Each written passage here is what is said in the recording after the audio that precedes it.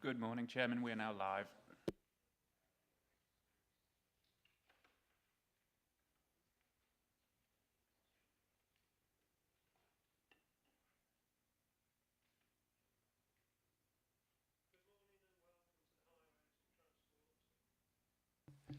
Good morning and welcome to this Highways and Transport Scrutiny Committee meeting. My name is Councillor Mike Brooks and I'm Chairman for this committee. Councillor Alex Hall, Vice Chairman, is also present. Can I remind you that this formal public meeting is being broadcast live on the internet. Health and safety announcements.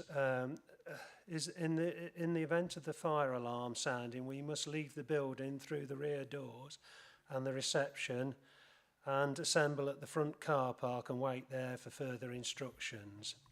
Please ensure your mobiles, laptops and iPads are now on silent mode. The hearing loop is now activated. Requests to speak will be collated by the Vice Chairman, Councillor Hall here on my right hand side, and we will now move into the formal agenda.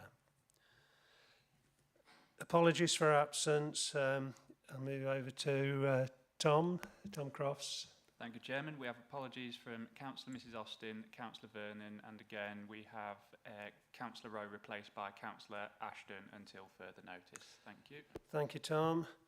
Now on to item 2, declaration of members' interests. Do any members wish to declare any interests? That's not already claimed, disclosed on the DPI forms. No. Right, move on to item 3, announcements by the Chairman, Executive Councillors and Lead Officers. Chairman's announcements. I have no announcements this morning. We have a heavy agenda today with 3 pre-decision scrutiny reports to take. May I ask officers to present reports to summarise key points and what is asked by the committee, and may I remind all members the importance of succinct questions and concise contributions. We also have the items that were carried over from the last scrutiny committee meeting, which at that meeting were pre-decision scrutiny items, but because of the death of Her Majesty the Queen and that meeting having to be adjourned because of the urgency of those items, the decision was taken by the Executive Councillor, and those decisions were subject to call-in. They weren't call-in, and those decisions are now effective. So we'll only be briefed on those items now as a committee, but that's just how it was in the circumstances. So moving on, the Executive Councillor announcements. Have we any announcements from Councillor Davies or Councillor Perrotton-Williams? No. I'll move on then to senior officers. Have we any announcements from senior officers? Good morning, Chairman.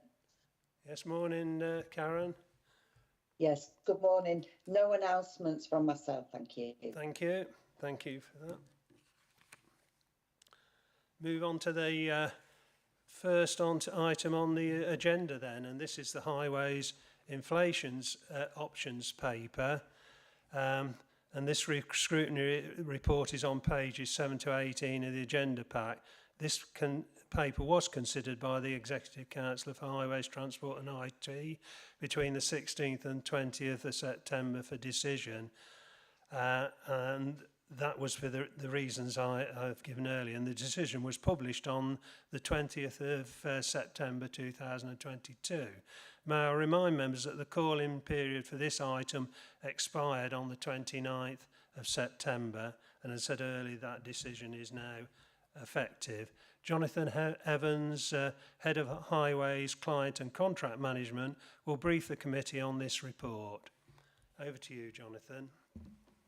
Thank you, Chairman. Yes, as outlined by the Chairman, this is really just an update on the paper that was planned to be taken at the September scrutiny. And I think it was worth just opening up saying I do welcome the thoughts of scrutiny. So whenever we can, go through that process, we'll be choosing to do so in the future. But hopefully, once I've updated, you'll understand why we had to make that decision. So within the construction sector, like most of the world, is being impacted by heavily rising inflation. However, the impacts in the construction sector are above those experienced in wider society, and it's tracking higher than both the retail and consumer price index. A number of those sort of impacts are outlined within the report. The biggest one is probably the large increases in oil and gas prices, and as a heavy consumer of those derivatives, we, within stuff like bitumen and tarmac, it's just impacted the construction sector significantly. So with the actual term service contracts for both the highway works, traffic signals and the professional services contract include mechanisms for dealing with inflation. The system has been in place now for over 10 years and has worked very successfully. However, given the rapid rise in inflation, the annual uplift that would normally be applied to the tendered rates back in 2020 isn't seeking or isn't doing the right things, and it's putting the supply chain, more than anybody, those small, medium enterprises based within Lincolnshire under a significant pressure. So monthly rises in April, May and June are on average, we're seeing the indices rise by 3%, and it just means the annual prices set within the contract are moving away from the actual cost to deliver the service. As a note, sort of an update, both July and August we're seeing those similar rises increasing. So I think the decision and the recommendation that was made is the correct one. Within the paper, we outlined 3 options: a do nothing. Contractually, there is no need for Lincolnshire County Council to act here. However, the ultimate risk of that is a failure of a supply chain partner, and the essential part of the service that we are delivering wouldn't be able to proceed. There was a do something, option 1, which was targeting the small, medium enterprises, those supply chain partners that are delivering our essential services on the network. If one of those supply chain partners who are largely doing Lincolnshire County Council works day in, day out, weren't able to act in this way, it would have put them under real pressure and potentially would have gone into liquidation during the winter period. The final option, do something, option 2, was to uplift all of the prices. That would mean uplifting the professional services, traffic signals and highway works term contract and all rates across the piece. So the recommendation was to proceed with option 1, do something. There was a significant risk of the smaller supply chain partners working under the highway works and a few working within the traffic signals contract that were struggling to deal with the pressures that we're facing or dealing with. The options set out in this report are significant, and we understand the challenges that both at a local, government and national level about funding ultimately, that this is a difficult decision to make. So the decision has now been taken, and the recommendation is to target those areas of the contract where SMEs are at most risk of failure. It's probably worth updating the Scrutiny Committee on how we're going to actually cope with this. At the start of the financial year, the Highways team set aside some contingency. It wasn't this sort of figure, but it was close to it. We were seeing inflation rise rapidly at the end of last year, and we've tried to mitigate that as much as possible. We're also, within year, seeing more activity on the network from streetworks and permitting, so the income levels are slightly higher than expected. So whilst this is a budget pressure for the council, we think we can deal with it within the highway service. So that's yeah, I guess it's a positive and an update for the group. That concludes. Thank you. Thank you for that, Jonathan. I think it's right, we did have to act quickly. Got small and mediums size enterprises there, and many local businesses that would have been threatened, but also the delivery of our highway service would have been threatened if those sort of businesses started to fail. So I feel we needed to take that action. Do any members with comments or questions? Councillor Dyer.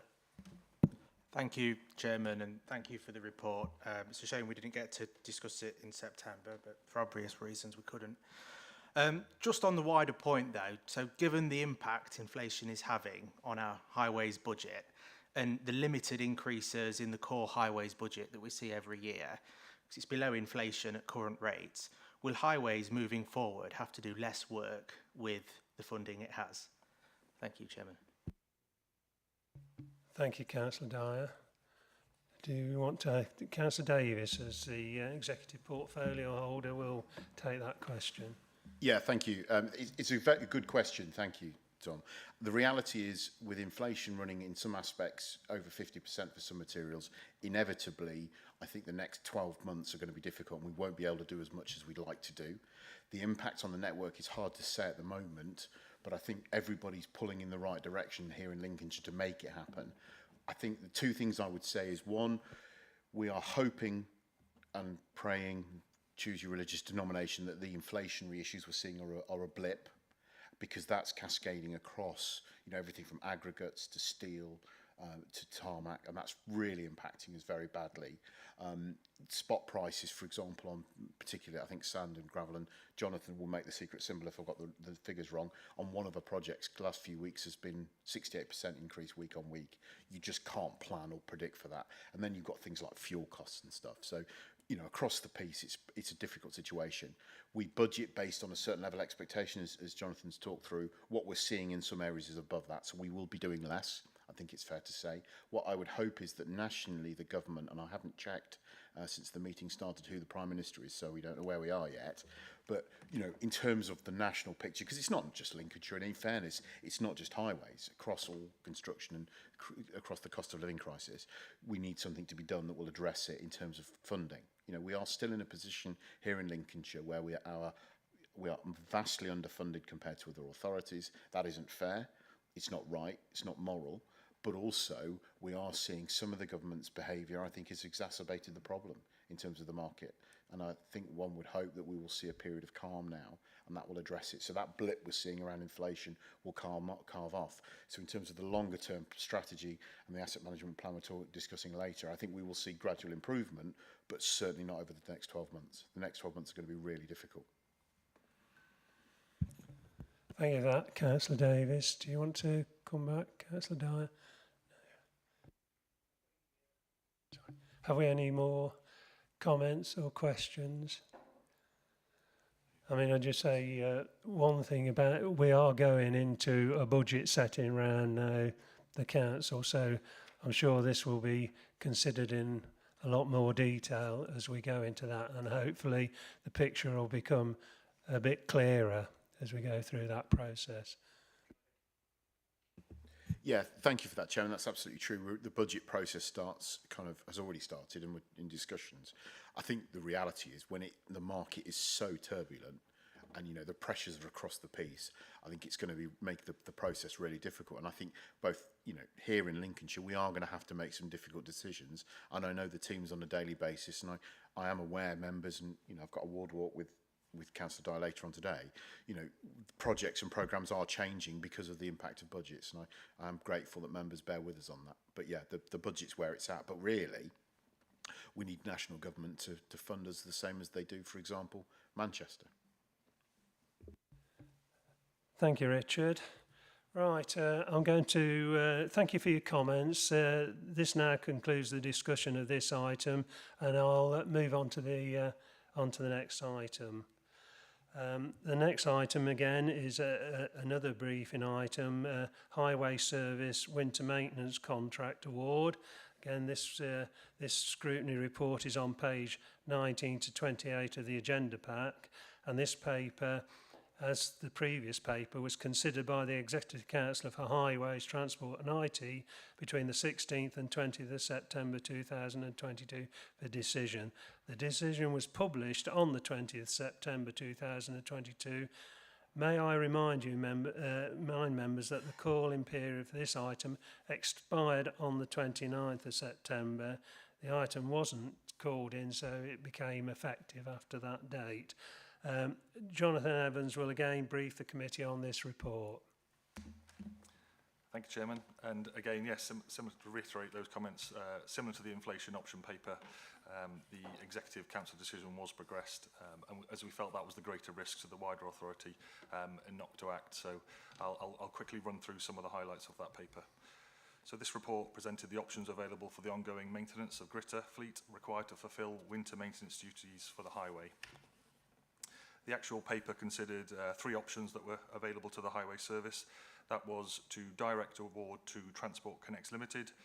Transport Connect Limited is a LCC wholly owned company and LCC, it was felt like would have a greater influence over the contractor's maintenance regime and have a greater input into the overhauls over a long-term period. So that was one of the options considered. The second one was to tender the contract to the open market. We'd gone through sort of a thorough soft market testing phase, and the recommendation within the report wasn't to proceed with that route because we didn't think that there was further opportunities there. The third one was to insist that the existing supplier who's looking to vacate the Lincolnshire, to insist that they carry on that maintenance for the near future. So proactive maintenance is essential to maximise the lifespan of the existing 47 vehicle fleet that we have. Ensuring that the fleet is fully operational minimises the overall winter service risks in terms of deliverability and ultimate safety to the residents of Lincolnshire. So it's an essential service that we are delivering here. The recommendation was to enter into a long-term maintenance contract without an open market procurement exercise with Transport Connects Limited for 6 years with the option to extend a further 4 years.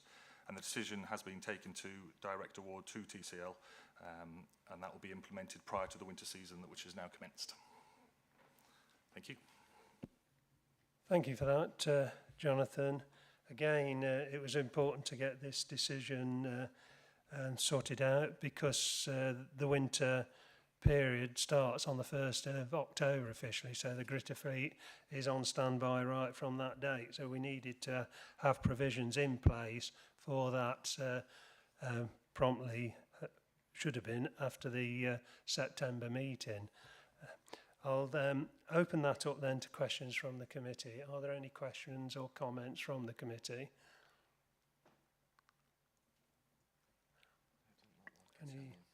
Any other comments? Councillor Davis, did you need to on that? No. I think therefore we'll take the paper as read and the decision noted, and I thank everybody for listening on this item, and we'll move on to the next item on the agenda. And the next item on the agenda is the Highways Infrastructure Asset Management Strategy 2022 to 2025. And this pre-decision scrutiny report was published and circulated as supplementary pack on Thursday the 20th of October 2022. The report and appendices are on pages 1 to 85 of the pack and can be considered by the Executive Councillor for Highways, Transport and IT for his decision between the 31st of October and the 8th of November. The actions required by the committee is invited to consider the attached report and determine whether the committee supports the recommendations to the Executive Councillor as set out on page 3 of the report, and agree any additional comments to be passed on to the Executive Councillor in relation to this item. The report and brief presentation will be delivered by Jonathan Evans. Over to you, Jonathan, again. Busy man this morning. Thank you, Chairman. Hope you didn't get bored of listening to me today. I think we've got some slides to present. Yeah, thanks. Thank you very much, Cara. So we thought it was useful to provide some background information on the highway service assets, where the Highways Infrastructure Asset Management Strategy and the Highways Infrastructure Asset Management Plan fit into the other key documentation and provide the rationale for the strategy position that we're recommending today. Prior to doing that, I thought it was just worth a little paragraph on asset management. So asset management is widely accepted as a means to deliver a more efficient and effective service. Its approach to maintenance of the highway infrastructure assets through longer term planning. It supports making the case for funding, for better communication with stakeholders, and facilitates a greater understanding of the contribution highway infrastructure assets make to economic growth and social well-being of local communities. So on the slide that hopefully everyone can see, there we're just going to talk through some of the key documentation and get everyone in the same place. So the first key document that we have is the Highways Infrastructure Asset Management Policy. This sets out our vision, the purpose, and the policy links to the corporate objectives of Lincolnshire County Council. And in terms of the LCC corporate plan, people and communities will have high aspirations, the opportunity to enjoy life to the full, thriving environments, and good value council services. And I think I see highways as an enabler for all of those elements, and that's why it's essential that we do the best we can and deliver what we can for the residents. And it's also, we set out within the policy the effective asset management, and it's a fundamental element to the service and the way that we deliver. The second document, which is the paper that we're bringing today, is the Highways Infrastructure Asset Management Strategy. It defines our current asset condition and where we want to be. It outlines the challenges and how we're planning to overcome them, and it sets our specific objectives and what approach we'll be taking to achieve them. So this strategy is covering the period from 2022 to 2025, and it is an essential requirement of the Department for Transport in terms of our self-assessment. The change in approach was introduced in 2014 with an element called incentive funding. As officers, every year we are required to self-assess ourselves, and there's 3 key questions that relate to asset management policy and strategy, communications, life cycle planning, and within those questionnaires we have to select ourselves as either a band 1, 2 or 3 authority. And I think the Scrutiny will know that Lincolnshire County Council was one of the first to be band 3 on all of those aspects. So we're in a relatively good place, but it's something that we need a strategy and a plan to secure that funding. If an agreed strategy and plan wasn't in place, it could risk the council not receiving 4.3 million per annum for the future. So it's a key requirement. It also is worth noting that events like today, talking through the strategy and the plan, it's just making sure that members and officers are on the same place, because that's part of that understanding about future asset management strategies and making sure that we are all heading in the right direction. The third item, which is the Highways Infrastructure Asset Management Plan, this defines our approach to obtaining condition data. It defines our approach to obtaining safety and service inspections. So it's the ones that the local highway officers will be doing on a cyclical basis with the assets. It's our approach to managing risk and our response times. The plan, which will be covered in a separate paper later today, will be covered by my colleague Claire Dixon. The plan links to the winter service plan, which we brought to the one before the last scrutiny committee, and it is the thing that enables our works delivery programs, our inspections and our data capture, and it's how we become an efficient service moving forward. Next slide, please. Thank you. So for this asset management strategy, we have tried to model and forecast investment levels and predict future asset condition. We're still in the early days of doing this, and I think it's something that will be developed further in time as we get more and more confident with the data that we're receiving. Within the document packs, we've got a section called investment scenarios. So that's page 31 of the Highways Infrastructure Asset Management Strategy and page 43 of the document pack. Within there, which is the new element of what we're bringing in the strategy, we set out some scenarios. They range from accelerated approval, gradual improvement, and maintain. So that's a steady state. That's trying to keep all of our assets in the same condition, and manage decline and decline. And the scenarios where in decline and managed decline, where we don't really want to be, is that investment is below the levels that we think we need to maintain a steady state. If we're in that scenario, it forces the service to become more reactive and sort of dealing with faults day in, day out, and it's not the planned and proactive work that we want to be doing ultimately. So in the preparation of this Highways Infrastructure Asset Management Strategy, we looked at 3 options. One of those was a managed decline. One of those was trying to hold all of our assets in a steady state. And then the third one was to maintain a steady state for all asset groups, except for the unclassified carriageway. And that was the one that we're proposing today. We've agreed that with stakeholders that we've brought on this journey so far, and I'm keen to hear the scrutiny's comments today. Next slide, please. So in the presentation there, I just thought it would be worth identifying what the key assets are. I've referred to them a number of times already. So as you can see there, we've got the asset groups on the far left-hand column. They range from the carriageway, A, B, C and U. There are national road classes. We've got footways and cycleways, structures, street lighting, traffic signals, drainage and trees. It's worth, when we're talking about sort of funding going forward, separating what is improvements to the assets in the works that we're completing and the sort of service levels that we're providing, and they're shown down the bottom there. They're other non-assets. So the services that we provide for winter maintenance, cyclic maintenance, you're sort of collecting data, cleaning signs, drainage jetting, that's expenditure that ultimately doesn't improve the asset, and they just need separating from this discussion slightly. It's worth noting the number and volume of assets that we have in Lincolnshire County Council. It's a highway network of 9,000 kilometres and the value of approximately £10.5 billion. So it's something that we need to do well and ensure that we've got the funding and the direction of travel correct. The third column there is asset knowledge. So when we're collating data and making decisions, we want to do that on the most up-to-date information. So it's just worth highlighting levels of detail and where we lack potentially.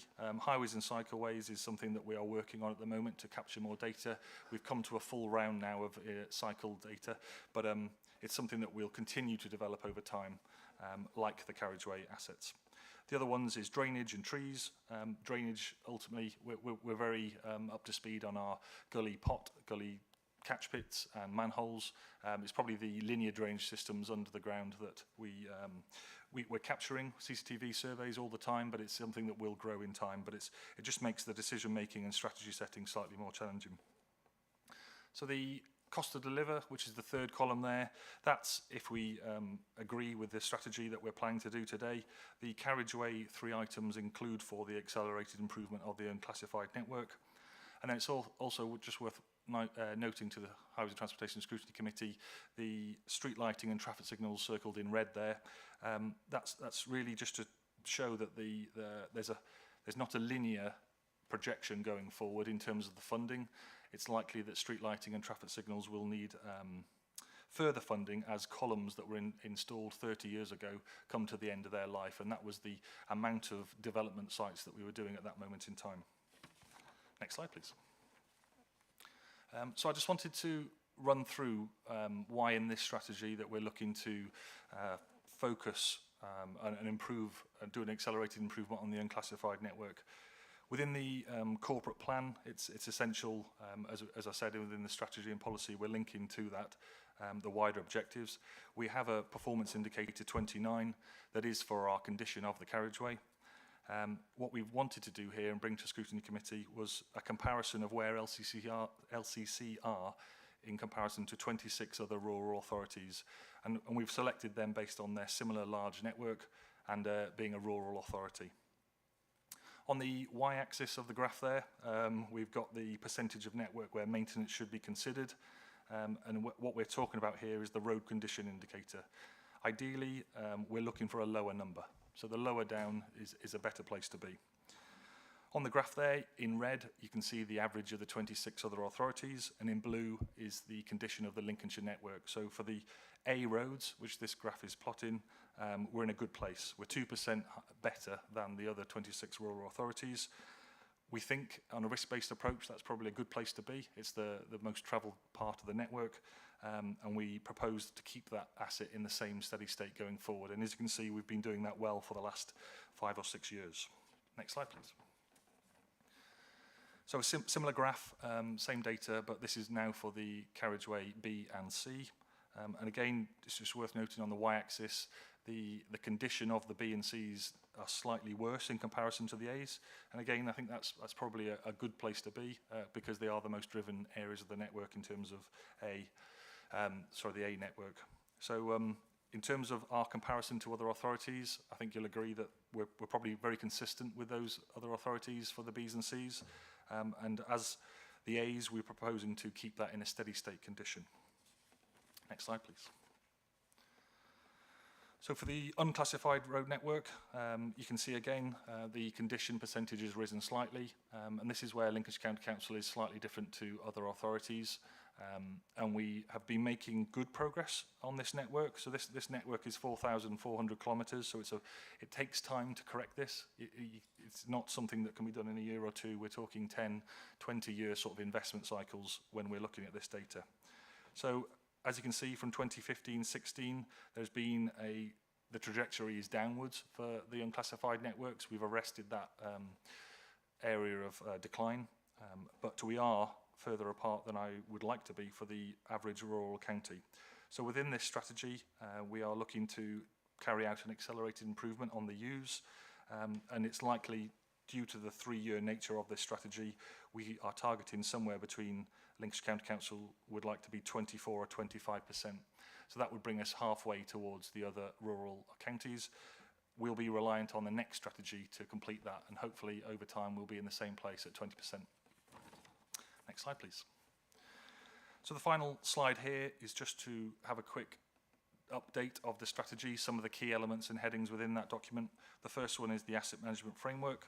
So this details our approach to how our documents work together. So I've summarised it in a slide at the start of this document, but there are lots of other information and programmes and information that we use to sort of link to our strategy.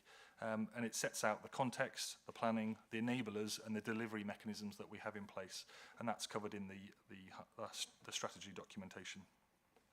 Next key point I thought was worth highlighting was the stakeholder engagement and communication.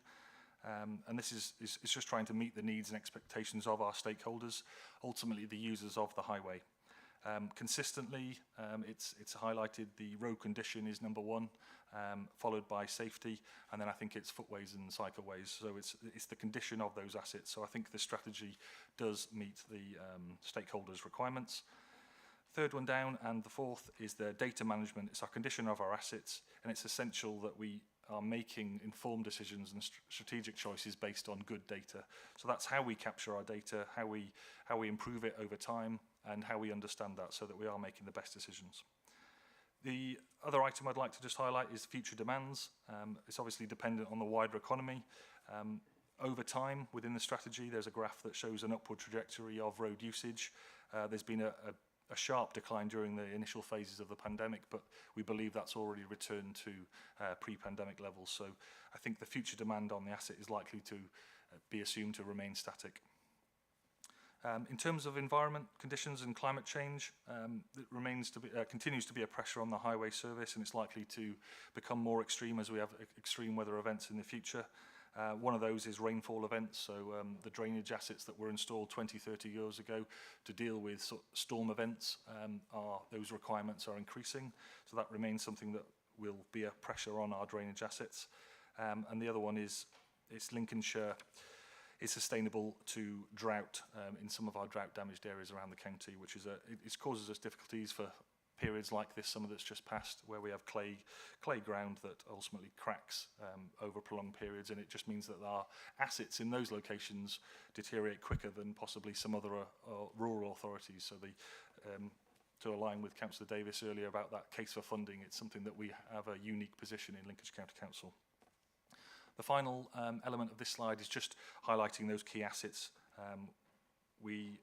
Within each of the strategy documentation, we set out the valuation, the condition, the challenges that are unique to those asset groups, and how we're planning to invest money over the strategy period, and obviously the desired outcomes.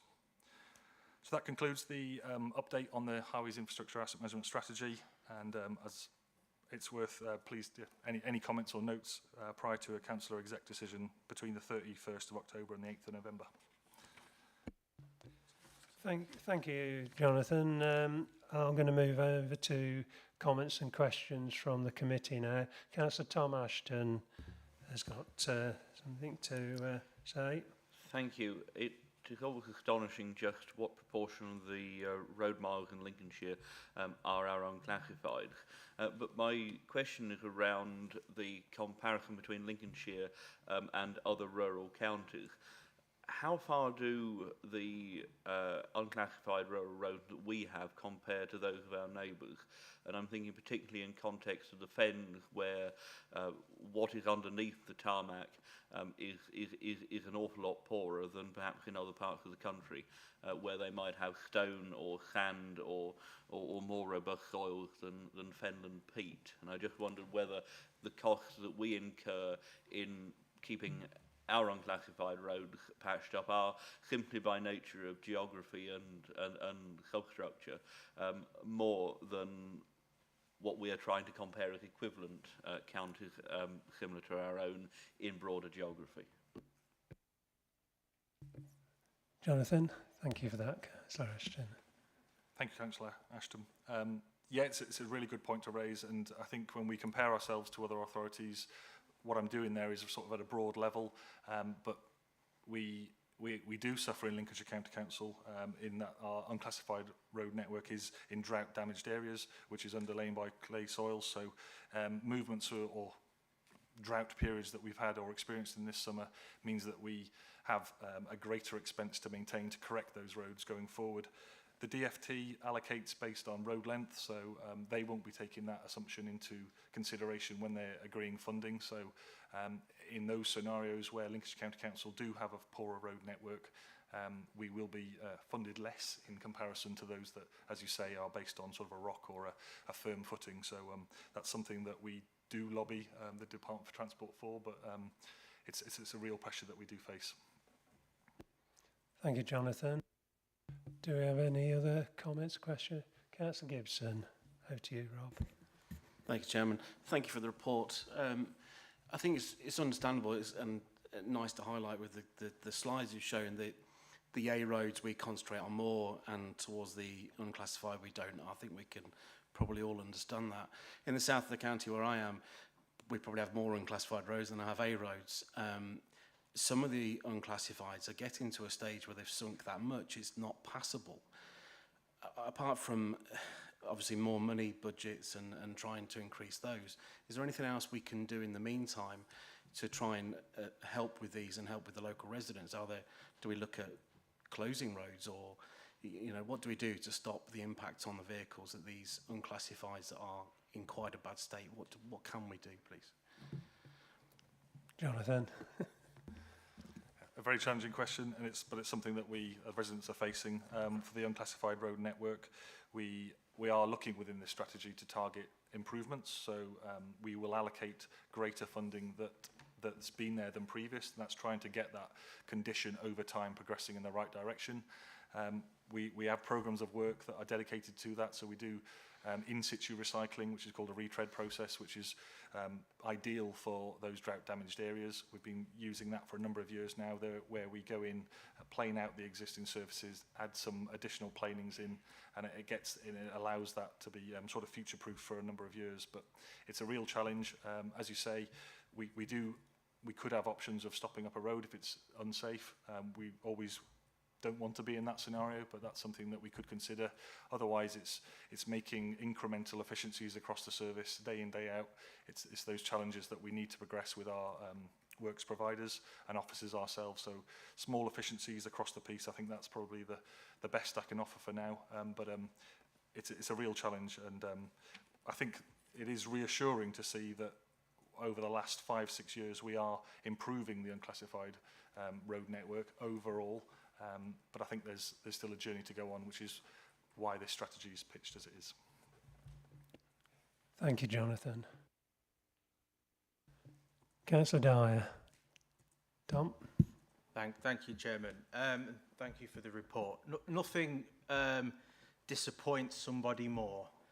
Well, there's probably plenty of things that disappoints them more, but one of the most disappointing things a resident can be told is that their street is going to be surface dressed. It fills people with dread that their street's gonna be surface dressed, and I've had it in this last year. But once you get over the disappointment of surface dressing roads, then there's the problems with the exposed bitumen, where cars are then getting it on their tyres, and then it's getting trodden onto driveways and onto carpets, and it's even worse. So not only do people have the disappointment of having the road surface dressed, they've then got the disappointment of having tar throughout their house. But that's a separate point. But the point I'm trying to get at is we're looking at the changing nature of delivering our highways assets, and has a review been carried out to actually see how much more economical it is, taking all of the other factors into consideration to surface dress roads. I appreciate that surface dressing road, that's a maintenance element, and that extends the life of the carriageway. And it's, 10% the cost of resurfacing or whatever. I mean, that's an old figure. But actually, really, when we think about it, has an analysis been done whether actually the people of Lincolnshire want their roads to be surface dressed? And would we just be better off doing less work and doing a proper resurfacing job? And I appreciate that, given the impact on your budget, that would obviously have an impact on the network. And you can't always do popular things to the highways network, but the one thing I find is that residents don't like surface dressed roads, and I wanted to make that point. So can you justify surface dressing, please, in a short response? Just some other points within the report, though. Within the footway element of the report, you mentioned that slabbed footways are one of the biggest causes of injury on our highway network, or on the footway network at least, and that the slabbed network are going to receive investment, so I assume that's going to be a case of ripping them up and replacing them. So my question will be, when will this be happening? And I suppose I did want to just, on that point, I think 12.7, it highlights that the footway budget isn't increasing over the next few years. So given your plans here, how's that going to impact footway works across the county? And then on page 63, there's reference of the on-street electric vehicle charging points, and I quote, "We're expecting street charge point installation by 2025. Why aren't we aiming for April 2023, given the rollout of EVs and the popularity there? Thank you, Chairman. Thank you, Tom. Over to you, Jonathan. Thank you, Councillor Dyer. In terms of the surface dressing, it's a industry standard ultimately for preventative maintenance. Within the Highways Infrastructure Asset Management Strategy, we are trying to identify road conditions that are not in the percentage maintenance where maintenance is required. We're trying to capture them at what we call an amber stage. So we have green, amber and red.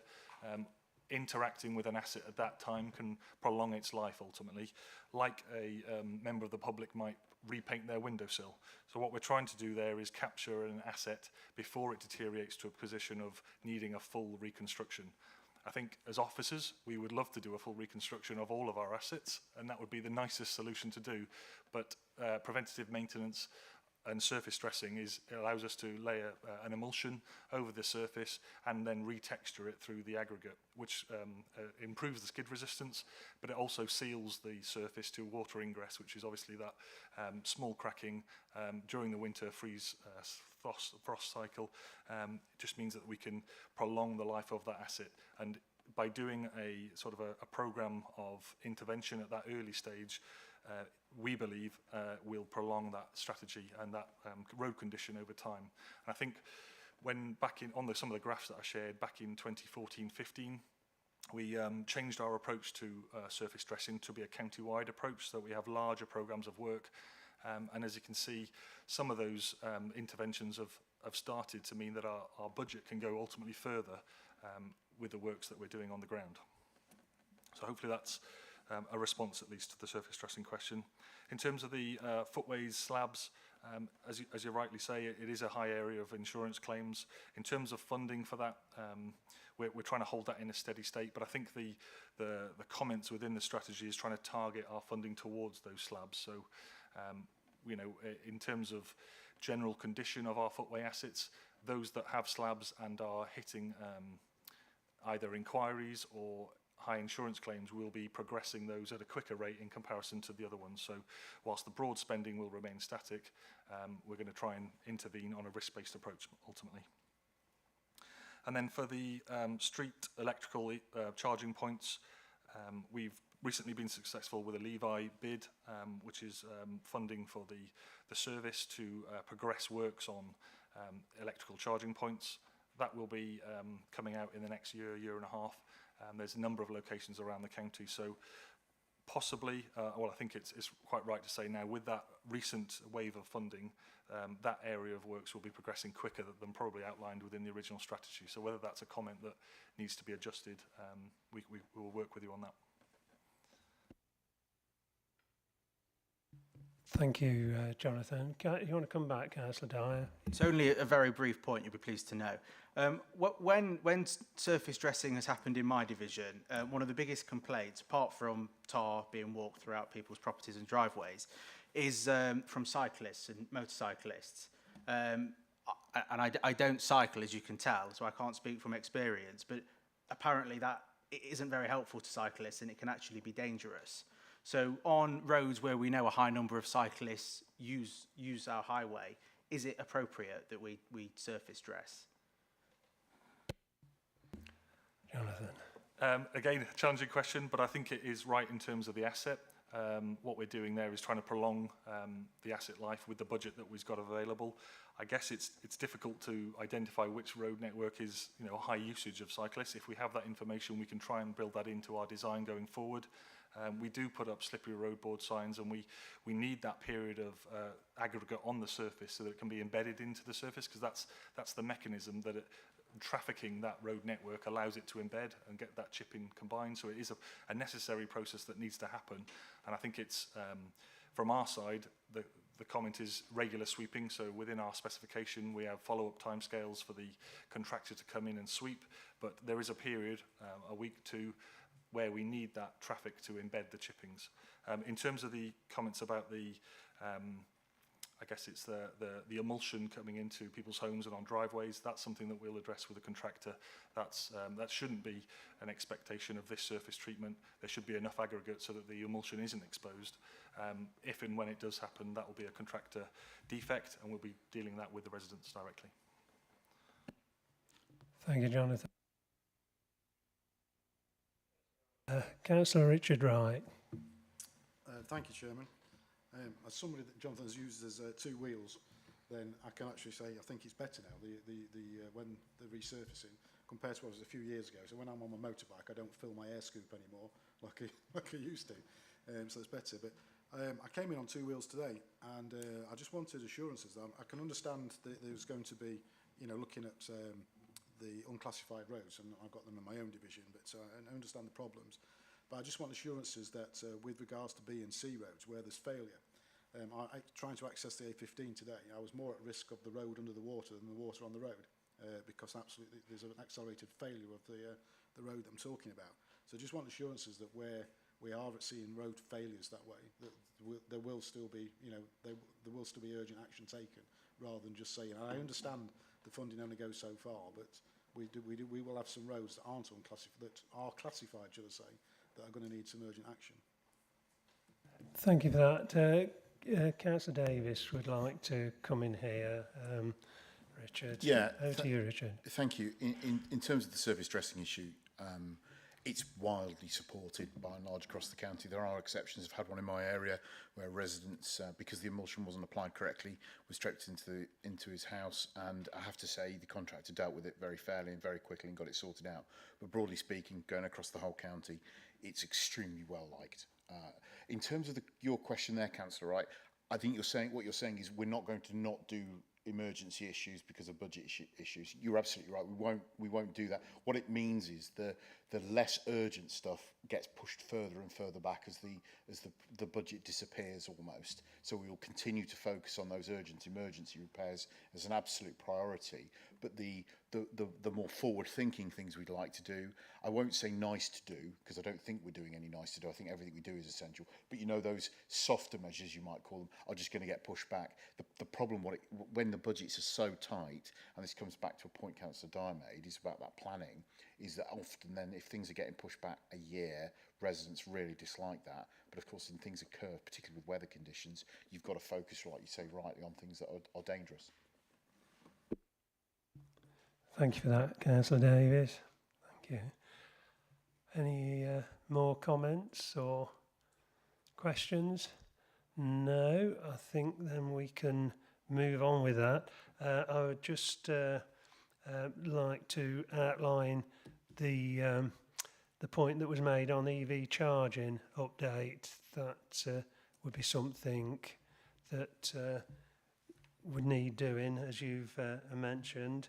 So I move that the committee supports the recommendations set out on page 3 of the report, and request that our comments, which have been captured by Cara here, and from today's debate, are passed on to the Executive Council for consideration.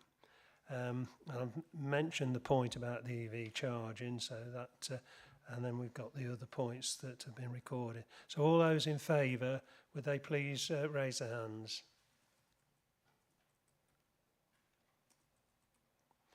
Thank you. Any against? No, no one against. Any abstentions? No, that's clearly carried. Thank you. I'll move on to the next item on the agenda. So this is the Highways Infrastructure Asset Management Plan, which Jonathan's already referred to earlier in his presentation. And this pre-decision scrutiny report was published and circulated as a supplementary pack on Thursday the 20th of October 2022. The report and appendices are on page 86 to 238 of the pack and will be considered by the Executive Council of Highways, Transport and IT for his decision between the 31st of October and the 8th of December. And the actions required from the committee is invited to consider the attached report and determine whether the committee supports the recommendations to the Executive Council set out on page 89 of the report, and agree any additional comments to be passed on to the Executive Council in relation to this item. The report will be presented by Claire Dixon, Policy and Strategic Asset Manager Highways. So over to you, Claire. Thank you, Chairman. As a highway authority, we have certain legal obligations we must meet to ensure the highway network is safe and fit for purpose. From time to time, these obligations may become the subject of claims for loss, for personal injury, or legal action by those seeking to establish non-compliance. A key service risk relates to claims arising from accident and injury due to the condition of the highway, and a statutory defence exists if an authority can prove it has in place adequate policies and procedures to maintain the highway. The Highways Infrastructure Asset Management Plan, or HIAMP, sets out the Council's planned safety inspection regime for mitigating this risk. This provides a practical and deliverable response given the resources available. Doing what we say we will do as set out in the HIAMP is key to the defence of third-party liability claims. The HIAMP supports sections 41 and 58 of the Highways Act 1980 defence, which will continue to be used to support claims against the authority, thus reducing the financial burden. Failure to update the HIAMP to make this relevant to the current highways maintenance arrangements and legislative framework will make defence of such claims more difficult. Therefore, we continue to review the HIAMP on an annual basis, and this report brings forward the proposed updated HIAMP for 2022. There are a number of changes to operational policy from the previous iteration, and a full list of amendments can be found at Appendix B, but I'll run through 5 of the key changes. The biggest change is to the appearance of the HIAMP, and in fact all of our policy documents moving forward, and this is to ensure compliance with accessibility laws. We need to ensure that where possible, all of our documents are accessible and inclusive, and the content and design are simple and clear enough for most people to use, and that there is a consistent approach. Legislation requires us to take reasonable steps to ensure an equal experience for people with disabilities as those without, and to take reasonable steps to fix any physical features that may make it difficult for people with disabilities to navigate compared to those without. Another key focus is to ensure that drainage is always identified as one of our key assets. And there is a great deal of work ongoing with our drainage asset. A change for the 2022 HIAMP includes a risk-based targeted approach to the cleansing of gullies and offlets. Whilst our previous approach was that these would be cleansed once per annum, our current approach is that our gullies and offlets will be cleansed on a biannual, annual or biennial basis. What this means is that known problem locations such as tree-lined streets will see more frequent cleanse to that of an estate road with less vegetation. We are continuing to collect more reliable data in this area, and as this is received and reviewed, our frequency of cleanse is likely to change. The street lighting volume has been aligned to the street lighting policy as approved through this Highways and Transport Scrutiny Committee earlier this year. The non-destructive structural testing programme to deal with column concerns will follow the same 6-year cycle currently operated for the cyclic routine maintenance. Trials of initial testing are currently underway, with a full cycle of non-destructive structural testing anticipated to begin from April 2023. In another effort to improve efficiencies are our response times to day burners, which is when the street light is on permanently. This has been increased for a response time from 24 hours to 1 month. It being rightly deemed that a lamp that is on all day is much lower priority than a lamp that is out. Yet previously, both were carrying the same response time. Finally, there were previously 4 defects within Hierarchy 5, which were identified within the HIAMP as having a 90-day response time. However, these didn't align with other Hierarchy 5 defects, which had a 28-day response time. This would mean that a centre of carriageway pothole would carry a response time of 28 days. However, an edge of carriageway pothole on the same road would carry a response time of 90 days. This has now been rectified within the HIAMP, and 4 defects have had their response time reduced from 90 days to 28. Approval of the proposed update evidences our continual review and improvement of the Highways Infrastructure Asset Management Plan in the interest of the service, our defence against claims, and of achieving maximum funding through the Department for Transport Self-Assessment Fund. Our recommendations are that the Executive Council approves the Highways Infrastructure Asset Management Plan 2022 in the form of the draft attached at Appendix A of this report, and that this report is published on our website. That concludes the update on the HIAMP for 2022. Thank you, Claire. I'll now move on to questions or comments from members of the committee. Are we any questions or comments on that? No. I suspect that a lot of stuff came out in the previous item to us. They're very much related with one another. Well, if we haven't got any comments or questions, I'll move on then to the proposal. And I'll move that the committee supports the recommendations set out on page 89 in the report and requests that our comments for today's debate, which really weren't any, it's just our approval really, are passed on to the Executive Councillor for consideration. Do I have a seconder? Councillor Hall is seconded, and all those in agreement, please. Thank you. Any against? No. Any abstentions? No. That's quite clearly carried, and thank you, that's agreed. Right, I'll move on to the next item on the... Thank you for that, Claire. Thank you for presenting that. Right, on to the next item on the agenda, which is the hire bike share decision to tender. And this pre-decision scrutiny report was published and circulated in the supplementary pack on Thursday, the 20th of October 2022. The report and appendices are on pages 239 to 247 of the pack and will be considered by the Executive Councillor for Highways, Transport and IT for his decisions between the 25th of October and the 1st of November. And the actions the committee are requested to undertake is invite to consider the attached report and determine whether the committee supports the recommendation to the Executive Councillor as set out on page 241 of the report, and agree any additional comments to be passed on to the Executive Councillor in relation to this item. The report will be presented by Chris Miller, Head of Environment, and so over to you, Chris. Thank you, Chairman. Good morning, councillors.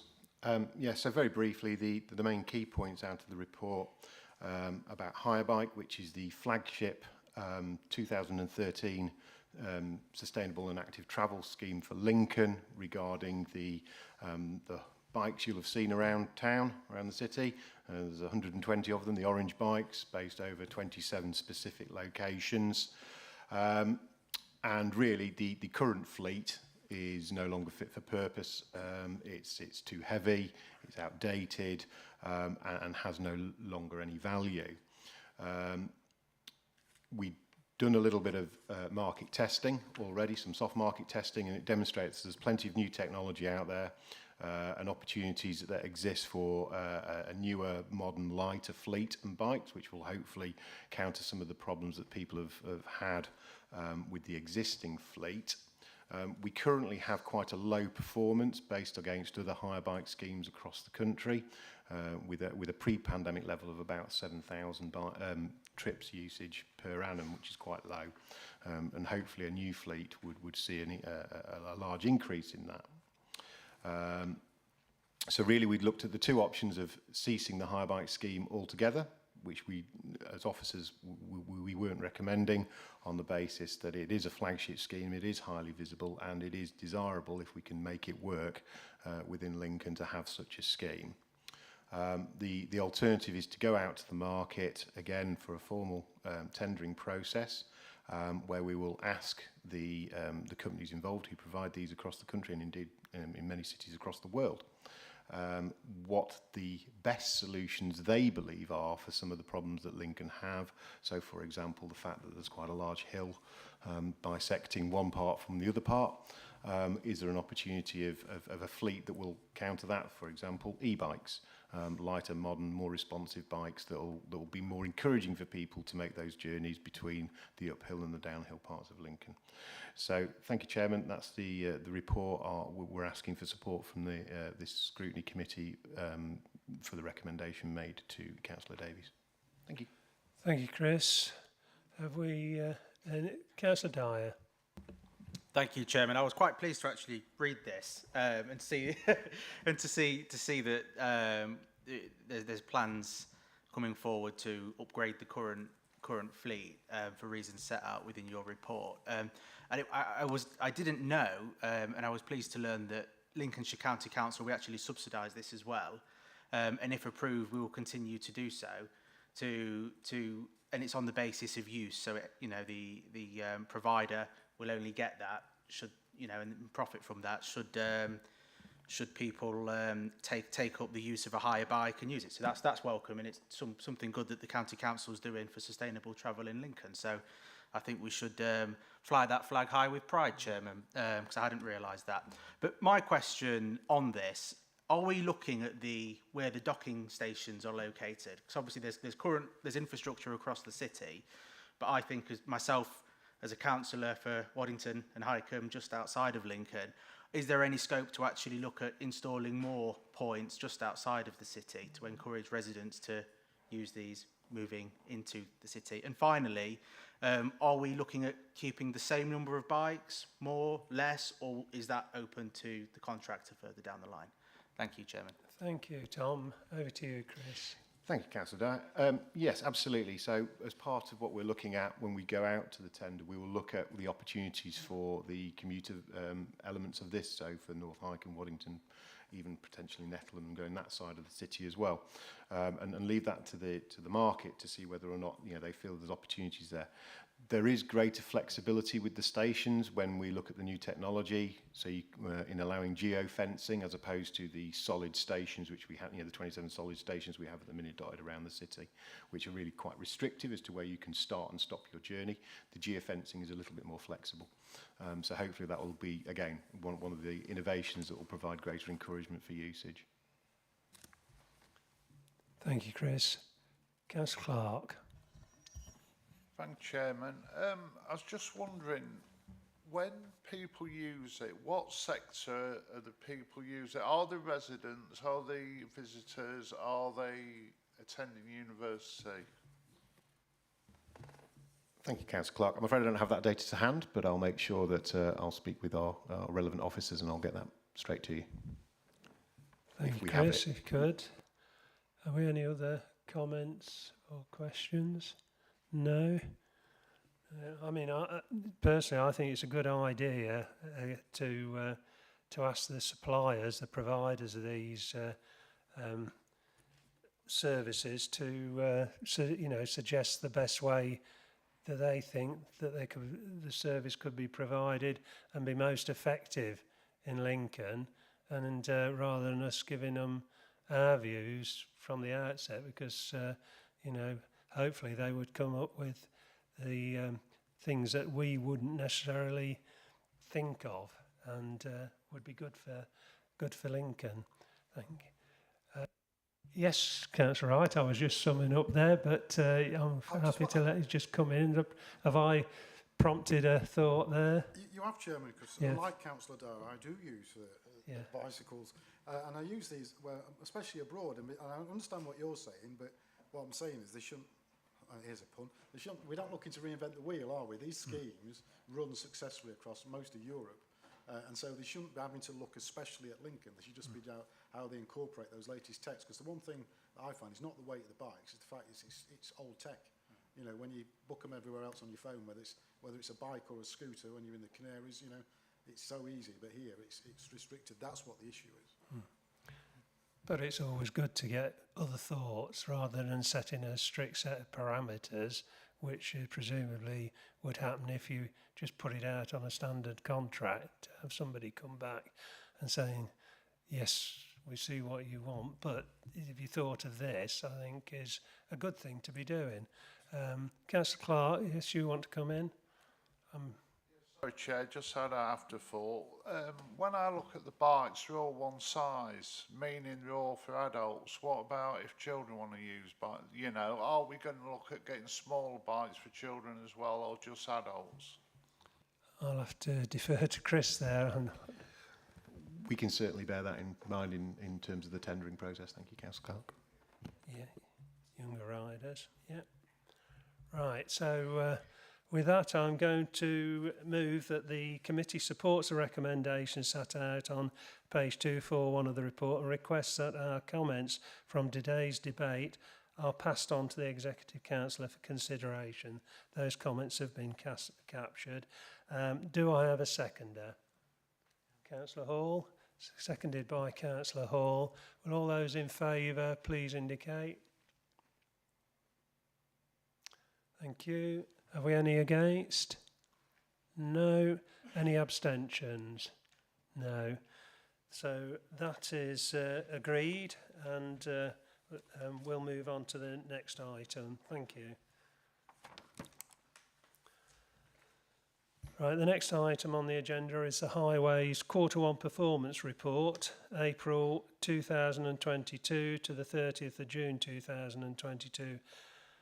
Going back to the main agenda pack, this report can be found on pages 29 to 92 and sets out the performance of the highway service, including the major highway schemes update, Lincolnshire Highways Performance Report and Highways and Transport Complaints Report.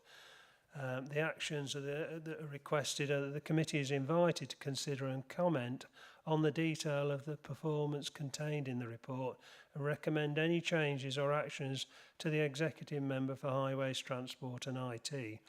And the report will be presented by Jonathan Evans. Over to you, Jonathan. Thank you, Chairman. So this report provides an update on all aspects of the highway service delivery, including the major schemes, the quarterly performance data for the key contracts, highway works, traffic signals and professional services. I'll just run through the report and highlight some of the key points. So in terms of the major schemes update, the authority currently has 3 major schemes that are in progress. That's Grantham Southern Relief Road. Phase 1 is now complete. Phase 2 is complete except for some signage on the slip roads and A1. Once that is complete in the next couple of months, we'll be looking to have that section open. Phase 3 of it, there's a number of challenges that we're facing in terms of the ground conditions with the viaduct and the overbridge there. They're published in terms of the comms place in that, so it's likely that the scheme is now pushed back by 18 months, but is on progress, and we are dealing with those issues, and its planned completion is summer 2025. In terms of Spalding Western Relief Road, commenced in January 2020, that's still on programme to end in the end of 2023. The other major scheme is North Highcombe Relief Road. That's progressed now to data acquisition and design, and planning is likely to be submitted in late 2023, with works commencing late 2025. So within the major schemes update, Highway August 2020, found in Appendix A to this report, we've also summarised some of the key changes and updates in relation to Lincolnshire Coastal Highway, the Levelling Up Fund projects, which in looking at junction capacity and connectivity, the A17 Heckington Dual and Red Lion Square, which is now complete because this report was meant to go in the previous Scrutiny Committee. So if we move on to item number 3, sort of a performance update for the term service contracts, a copy of the Lincolnshire Highways performance report for Year 3, Quarter 1 can be found in Appendix B. But in summary, the Highway Works term contract provider, which is Balfour Beatty, scored 73%. That was a big improvement from Quarter 4, which was at 58.5. The Professional Services Contract Performance Indicators, which is delivered by WSP, is scoring 77.4, which is a slight increase on Quarter 4, which was 76. The Traffic Signals Term Contract Performance Indicators, which is delivered by COLAS, is scoring 84%. That's a slight drop of 4% in terms of Quarter 4, but again, there's nothing to... The scoring regime is pretty good there and set. In terms of the client performance indicators, these are the ones that we measure for our own internal staff raising and issuing jobs orders. We scored 85%. That's a big increase from Quarter 4, which was at 76%. The final one is the overarching key performance indicators, which measure our sort of service level outcomes, stuff like the stuff we're trying to achieve in the strategy in the HIAMP, public perception and other issues. There was a slight drop this quarter. We're scoring 69% as opposed to 78%. They relate to network availability. So within the key performance indicators, we have one about co-working. So we want our providers and ourselves to try and work together on the network when we have a road space booking or a traffic management setup. And that can be also working with the utility providers. For Quarter 1 of this year, we had a lower number than we were targeting, and it means that that overarching KPI has dropped slightly. So the biggest improvements were with the Highway Works term contract, which increased by 14.5%. That was related to the quality assessment of work, so that's the laboratory testing that we have in-house, so coring, sampling, testing, that's taken a positive step. The other one was the drainage cleansing has recommenced, so that was from the ACL was a subcontractor to Balfour Beatty. They went into liquidation in January. That service is now recommenced and we're doing the cyclical approach and transferring to a targeted cleanse as Claire Dixon outlined in her report earlier today. The client score also had a big step forward, so that was a 9% improvement, and that related to contractual notifications completed in time and rejected orders decreasing. So some good work done there by the officers and the providers. We've got two PIs that remain in low service damages. That's the Highway Works Performance Indicator 3, which is tasks completed within timescales for the reactive work. There's a number of improvements that are underway. That's an improvement of a scheduling hub. Resource backlog over the summer period has improved significantly in Quarter 1 to Quarter 2. And we're looking at productivity improvements, as always, with our operatives on the ground. The other performance indicator, PI8, is the street lighting service standard. That relates to, we've seen, whilst it's still in low service damages, we've seen the reason for that failure shift. So our routine maintenance is now back on programme, but we are seeing some issues with our fault response in the short term and some of our SALIX funding. But we also have a data capture issue there going on. So we are to update that one. It's probably a provisional score for now. So I can confirm, as this sort of, the timescales have moved on slightly in since drafting this report, for PI3, for Quarter 2, we're likely to start scoring, so that's a real positive step. We haven't scored for the reactive service since the contract started in 2020, so that's a lot of work that's happened there, and it's heading in the right direction. So I'll now move on to the Highway Works term contract update, Balfour Beatty. During the first quarter of 2022-23, Lincolnshire Highways completed over 128 miles of surface dressing treatment, 15.7 miles of carriageway patching and surfacing, and 56 miles of footway resurfacing and reconstruction, and refreshed 3.8 miles of carriageway lining. It's just really worth highlighting the amount of work that happens in the summer periods of Quarters 1 and Quarter 2 is a significant volume of work gets completed. In terms of challenges improvements, inflation within the construction sector continues to cause significant challenges. Increasing material prices, skill shortages and supply chain disruption continue to hamper delivery. I think we're doing everything we can from an LCC perspective in terms of funding, but there's you know, it's difficult times ahead, and I think Councillor Davies referred to that earlier in the meeting. So inflation within the Highway Works contract means that the cost of the service is 13% higher in April 22 than it was in April 2021. Since March 2022, the number of live jobs within the reactive service has continued to reduce from highs of 8,200 to the current level of approximately 3,000 at the time of drafting this report. As of today, we've got 1,826 live jobs, so that's a real good place. That's a really positive place to be prior to going into a winter where we get that pressure in terms of the potholes and reactive response. And as I say, it's likely to be Q2 is the first time that we'll start scoring for PI3.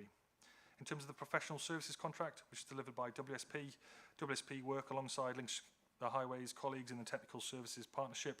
The overall professional services partnership score for year 3 is Q1 is 77.4, so that's a slight improvement. WSP are actively engaged in wider social value activities at the moment, including developing new volunteering scheme at Thedlethorpe Hall playing fields, and whilst engaging career activities for Sleaford secondary schools and provision for work experience placements at Lincoln College students within Lancaster House. So some really good work happening there, and that's in addition to the Council of Volunteering schemes that I'll update on later in this report. In terms of challenges for the professional services contract, I think recruitment for specialist roles continue to be a problem within the sector. It's difficult to attract and retain in the current climate. So LCC have needed to pursue alternative routes in the short term, but we are working with WSP at trying to bring those specialist roles, mainly drainage and street lighting operatives, into the contract.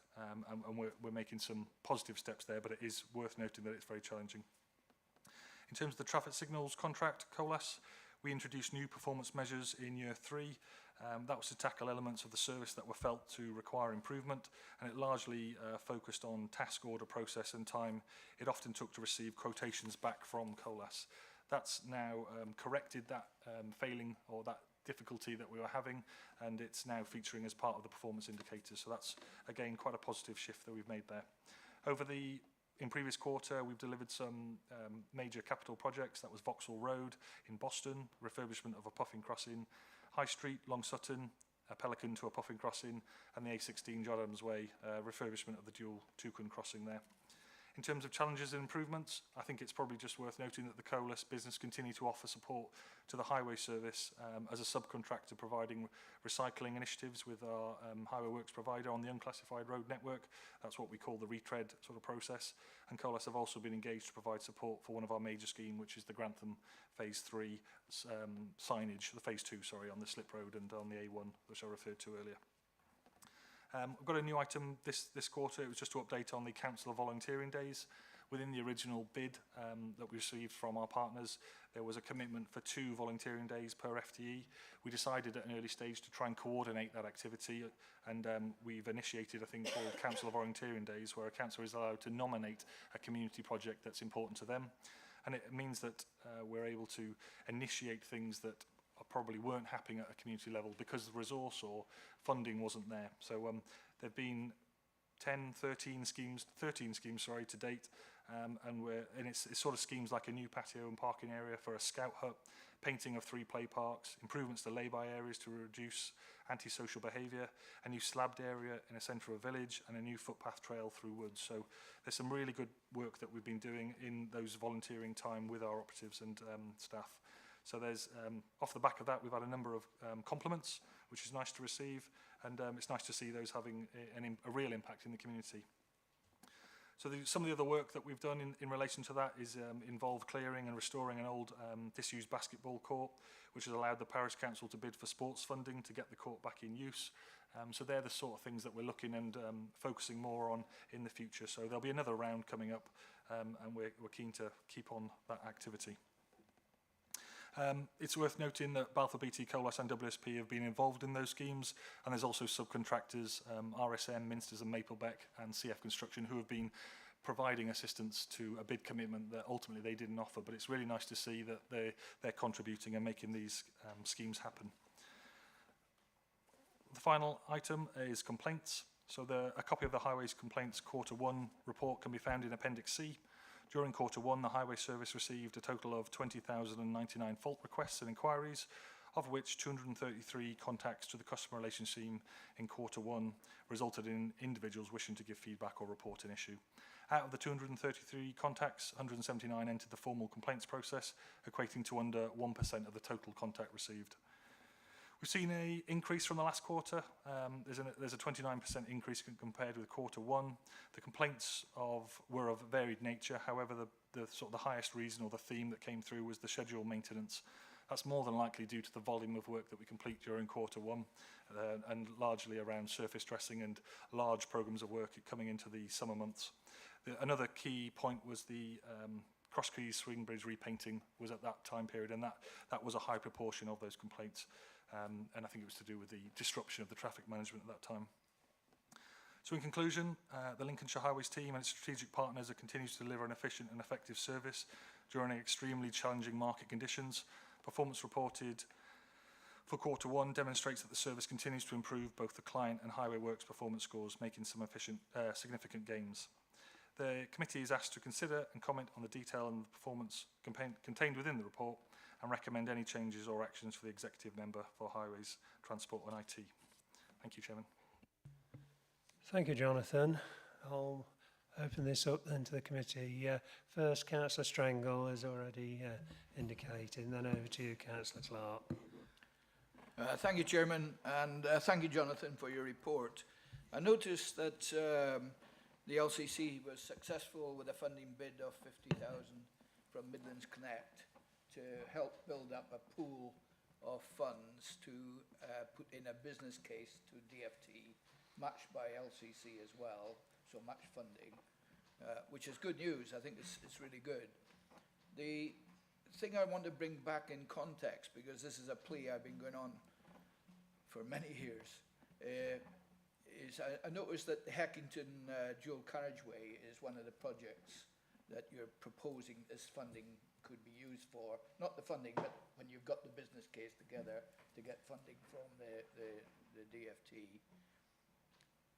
We all know that when there's an accident in Lincoln, anywhere, it gridlocks the whole place.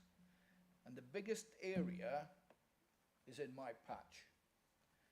Well, it's not strictly in my patch, actually. It's just outside, because it runs from the Skellingthorpe roundabout to the Damons roundabout, and that is single carriageway.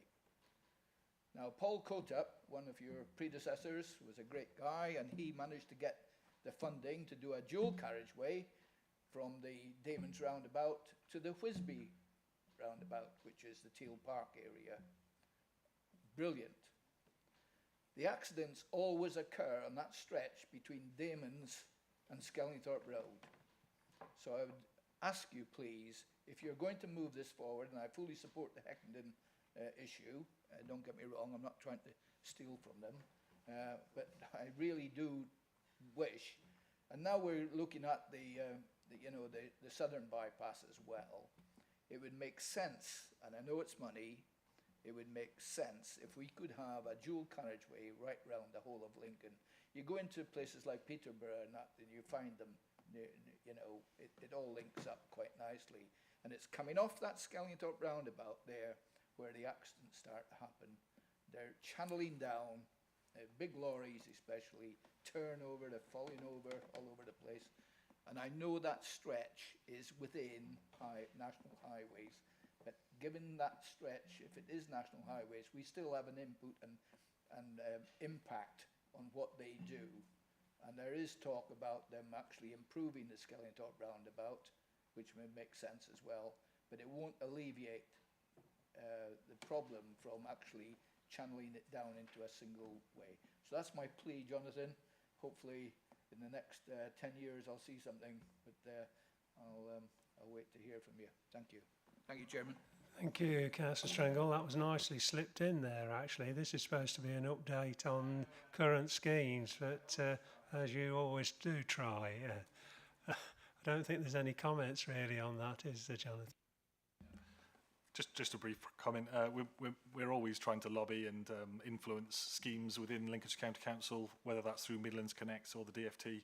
I've got a meeting with the DFT tomorrow, and of schemes of those type, whilst they're not on Lincolnshire Highways network, we can speak to National Highways and try and create sort of joint funding initiatives. So yeah, I'll take that forward. Thanks, Jonathan. Thanks, Eddie. Councillor Clark. Thank you, Chairman. The questions on staff conduct attitude, is this solely for the directly employed staff, or is it for contractors? And if it's not for contractors, where is the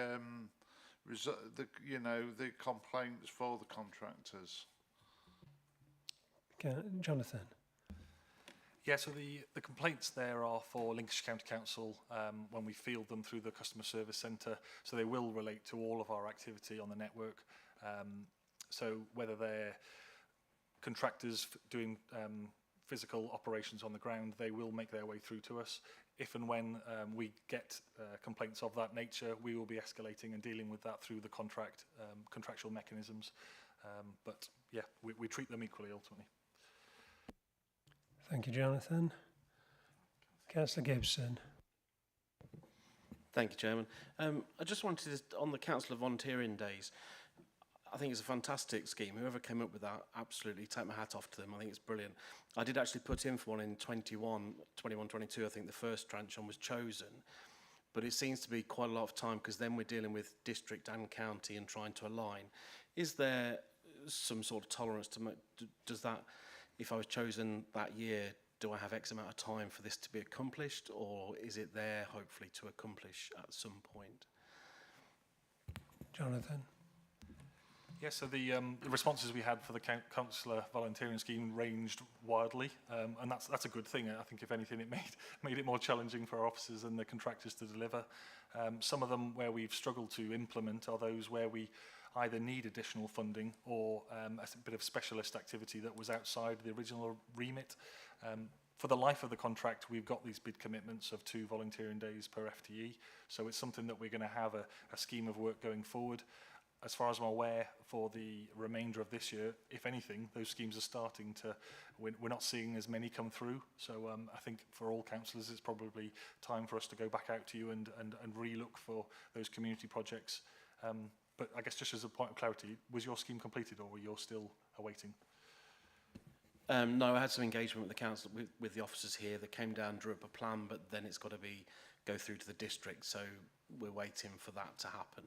I just hopefully don't want to lose it. It was a lovely little project for a learn to ride your cycle for children, which would be fantastic in the area if we can accomplish it. Thank you for that. It was just a comment, probably an action that I'll take that away and deal with councillor and get an update for him there. Yeah, I mean, I've heard several members saying how pleased they are with this volunteering schemes, and you know, I avail myself in my division of one, and it's been really beneficial. So, yeah, thanks. Any other comments, questions on this? No, I've just got one which occurred to me going through there and talking about volunteering schemes and parts of the contract. I wondered about the apprenticeships, because apprenticeships were part of the contract, and that, and if there's any monitoring of how many of those have been provided through the contract. Thanks, Jonathan. Thanks, Chairman. So yeah, as part of our key performance indicators, we have one that measures apprentice numbers directly. For Q1, that's still not scoring where we want it to be, but that's largely aligned to the academic year for apprentices, which started in September. And without sort of breaking the good news, Q2 performance update should have some movement there. So we've managed to recruit, I think, 5 apprentices on the Balfour Beatty contract. There's 2 on the WSP, and we're looking to recruit another 1 on the COLAS contract. So we're making some positive steps there. We're also doing some good work with the adults side of the LCC authority, looking at care leavers, so trying to align them into the service. So we're offering them a sort of activity that we're delivering through our service and trying to align those that are leaving care and get them working with us, because ultimately we've also got a recruitment challenge as well. So if we can both work together there, there's some really positive stuff that's underway. Thank you, Jonathan. I think it's a really good thing to include a commitment to apprenticeships in the contract, which, you know, it's good to hear that it is working, coming to fruition. Right, if there are no more comments or questions, I'm going to move on then, and I'll move that the committee endorses the performance report for the Highway Service, and also there are comments and suggestions which are being captured, made in relation, updates and challenges reported on are taken under consideration by the relevant officers and executive portfolio holder. Does anyone dissent? If please show now if you do. If you're happy with that, we'll just take it through as agreed. Okay, no dissenters, so that's agreed.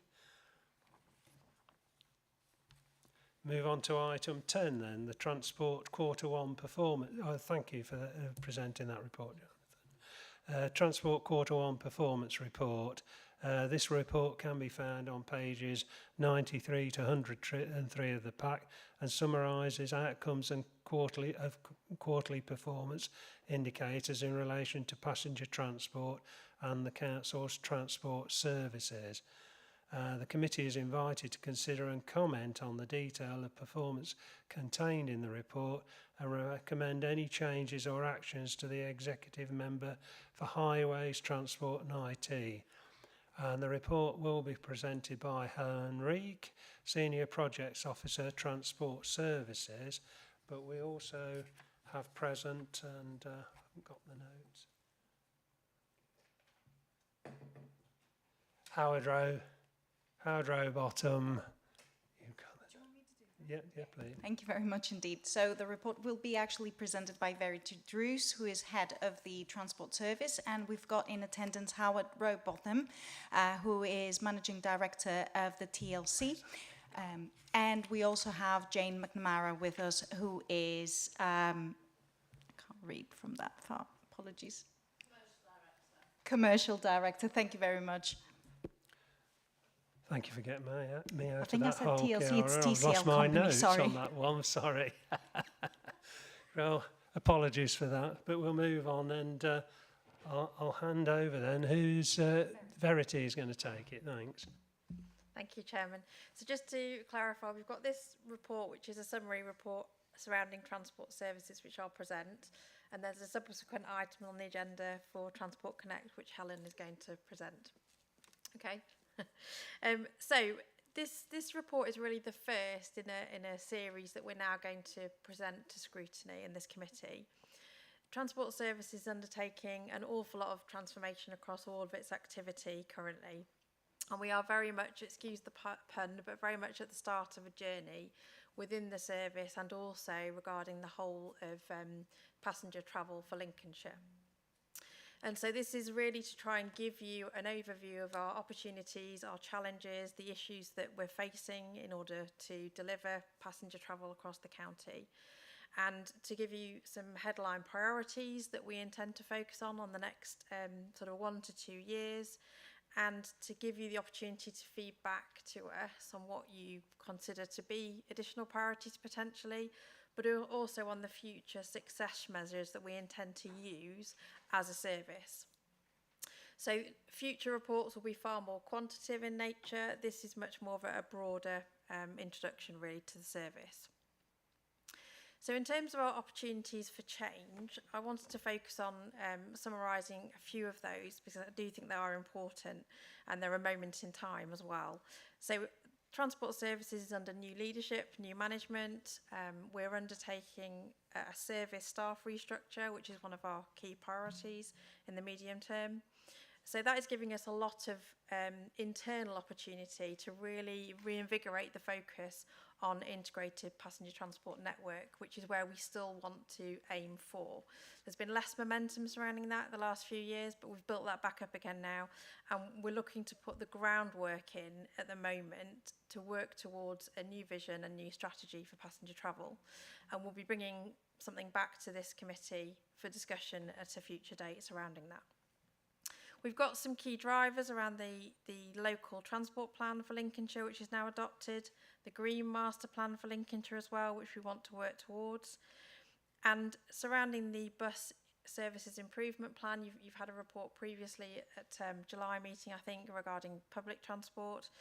And that development of the enhanced partnership as part of that bus services improvement plan is a really key driver for the bus network. And then lastly, the Educational Travel Transformation Programme, which is what I'm heading up currently. 3-year programme which started last year. There's an update in Appendix 1 with quite a lot of detail around what we've achieved so far, but we have a long way to go on that also. And all of those opportunities and challenges are in the context of an awful lot of pressures facing the industry, the transport industry, but also our residents, as we all know. And a lot of these items will have been covered as a similarly across highways as well. So we have the cost of living crisis. The delivery costs for our suppliers are increasing constantly, including fuel prices. the capacity of the market in order to be able to deliver passenger travel. So we have driver shortages, vehicle shortages. The lead-in time for securing vehicles is obviously increasing as well. Public funding for our bus services is decreasing. We have in the bus service industry, in terms of public buses, the passenger numbers have not come back to pre-COVID levels. However, in the educational travel sphere, what we've been seeing over the last couple of months with the September academic year is that actually we're getting higher demand for educational travel eligibility, which I'm putting down to the cost of living and parent carers needing to more support in terms of that educational travel. So seeing higher numbers of expectations on that. But also in educational travel and social care travel, increase in complex needs of our passengers, which creates a higher cost in terms of the requirements for transportation. And the expectations that are coming with those high needs are increasing also. So all of these issues is impacting on the commercial viability of our transport market and obviously on the contract prices that are coming back to us from the market. So an awful lot of pressures and challenges, all of which are reflected across the country.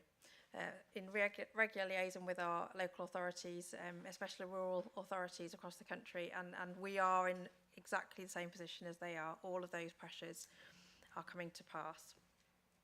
So in terms of our medium to long-term priorities, I've already mentioned the service staff restructure. So that is well underway now and is looking to go live the 1st of February next year. We will be undertaking some recruitment once we've gone through the internal recruitment and restructure process. So into the new year, we'll be recruiting new staff in order to fill the new structure that we're putting in place from the 1st of February. The educational travel transformation programme for 3 years, it remains a key priority and detail in Appendix 1 for an update.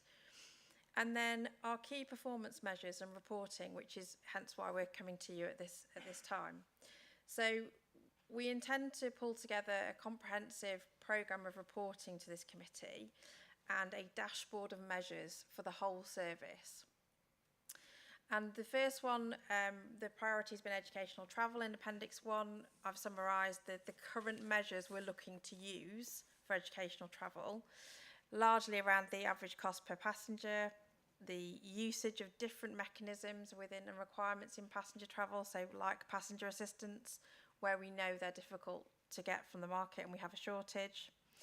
Also some measures around eligibility approval, because our policy, we are very much adhering to our policy now around educational travel. So we want to measure the eligibility approval. So we're quite clear on what we think is going to work for educational travel. But what we have asked in the report, section 1.3.5, is some feedback from this committee surrounding public transport. So we've made some suggestions as some elements that we might want to include in our future dashboard for the service, and we'd very much like your feedback as part of this discussion. And the last two focus areas for us are also very significant in terms of the groundwork for a vision and strategy for passenger travel. So the first one is a network review with operators in partnership with them surrounding our bus network. So really looking at the supply and demand of our bus services and our bus network and looking at what network do we need to have in Lincolnshire to meet as much demand as we can surrounding our residents, and how can we create a sustainable network, which it isn't at the moment. And where does Lincolnshire County Council need to support that network, and where is it most commercially viable? So we can really start to create our vision for passenger travel for the county. And once we've got clarity around our bus network, then there'll be wider work around sustainable travel, so active travel, cycle network, and working with Chris Miller, who you heard from earlier. And then lastly is a category management plan. So the commercial team, Lincolnshire County Council's commercial team, has moved to a category management approach to procurement. And really what that does is focus us in on particular markets. So as part of that, we now have a category manager lead for transport.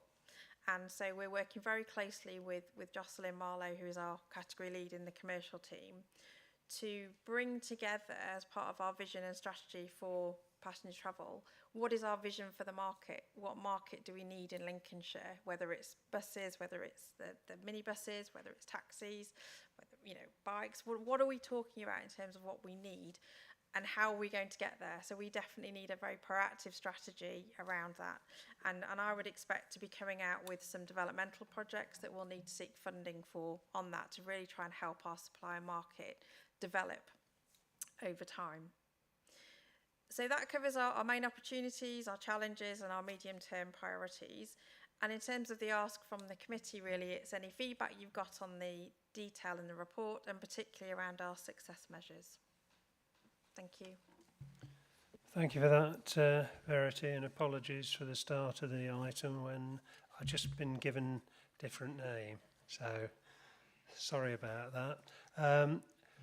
I'd like to invite members to the committee now to ask questions and speak on this. And we've got three things to home in on here. The suggested measurements of the service going forward, the network review, and the category management plan for the transport supplier market. So over to the committee now.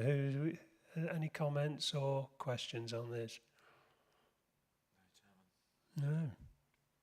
Councillor Clark, I'm surprised, yeah.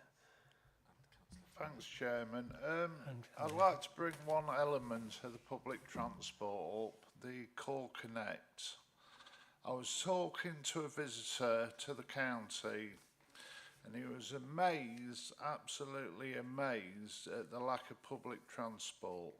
He said he wanted to go on a journey, but was told all services were booked and that it was best for him to book a week in advance. Now that's a bit difficult for a visitor or even a resident, but you know, we'll stick with a visitor who didn't know he wanted to go on the journey until he got here. So on one hand, it's a credit that Core Connect is working to capacity, but it does seem that this wants to be extended for the benefit of the visitors and residents. Thank you. Thank you, Councillor Clark. Over to Verity on that one. Thank you, Councillor Clark. We're actually undertaking a full review of Core Connect service as part of our transformation work. And what we are trying to do is look at the demand that we've got there. How does that affect the supply? It's also very impacted, as you might imagine, by the movements of scholars across the county, non-eligible scholars. So that's looking at being quite a high proportion in certain areas of the county. So that's one of the things we want to pick up is how are we able to make it more flexible for visitors and the like, or is it something that we need to look at its purpose again, redefine what it's there to do?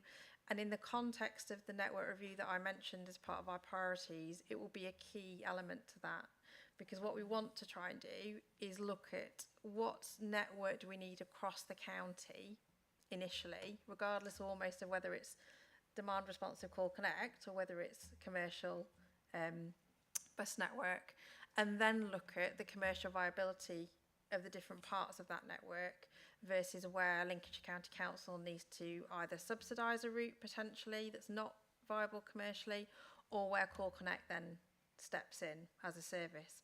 So we are absolutely undertaking a full review of that. So that will something we'll consider as part of that.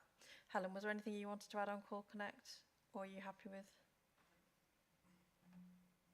What we're trying to do, if we get these examples, if we can talk to you out this meeting about that particular booking, to just track it back and see what the issue was and that, because that really helps in terms of that improving that operational part of the service, if we may contact you. Yeah. Thank you. Yeah, thank you, that Verity and Helen. That's a good idea to sort of look at case studies and go back and see where somebody has had a problem and see the best way that could be solved. Yeah, okay. Councillor Dyer. Thank you, Chairman. I laboured the point in the last meeting, so I don't want to labour it anymore. but it's the amount of cancellations of stagecoach services within Lincoln. And I get what you said within your report, that there's national, this is happening nationally. But actually, the cancellations in Lincoln, in my view, are still unacceptable. Some of them are communicated via Twitter the day of, and some of them are during the school run. So parents are finding that their child's school bus has been cancelled, so they're either going to have to arrange a lift with somebody else or race across to the other side of the city. So some of these cancellations, whilst I understand and appreciate that there's reasons for the cancellations, some of the cancellations are at incredibly inconvenient times, and obviously it's going to be inconvenient for somebody if you're going to cancel a bus. But what I can't understand is why services are being cancelled in the morning during rush hour and when children need to get to school.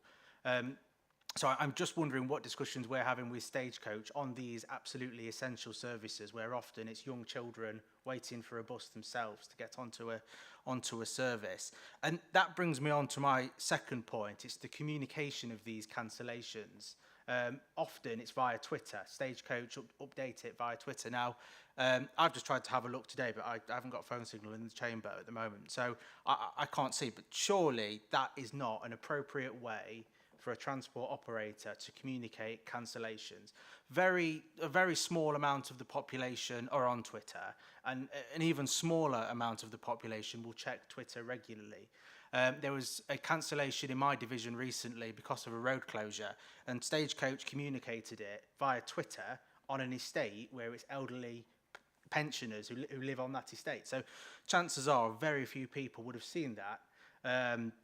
So I just think the way this is communicated is really, really poor, and we need to find a better way to communicate to residents that their service is cancelled. And then just a final point on bus shelters, which is mentioned within this report. I'm really lucky in my division that the parish council fund and manage bus shelters, but I know some of my Lincoln colleagues, because of the city council not spending any money at all on bus shelter provision across the city of Lincoln, the bus shelter provision is really, really poor, and where there are shelters, they're often smashed up and they're not being repaired. So that provision in a city is completely unacceptable in my view. Thank you. Thank you, Councillor Dyer. Comments, Verity, on that? Yeah, so I'll take a few of those points and I'll probably hand over to Helen for bus shelters particularly and the communication side. So in terms of bus services, it's probably worth initially making a very clear distinction between the public bus network, which is the commercially run network, which we have no control over. We can influence and negotiate, obviously, but it's not control it. And then we have our LCC organised transport for scholars, so the eligible scholars for free transport, which are very different contracts. We also use the public bus network and pay for seats on that network for our eligible scholars. So in terms of the cancellations, the majority of those, or pretty much all of the public cancellations, will be around that public network that we can't control.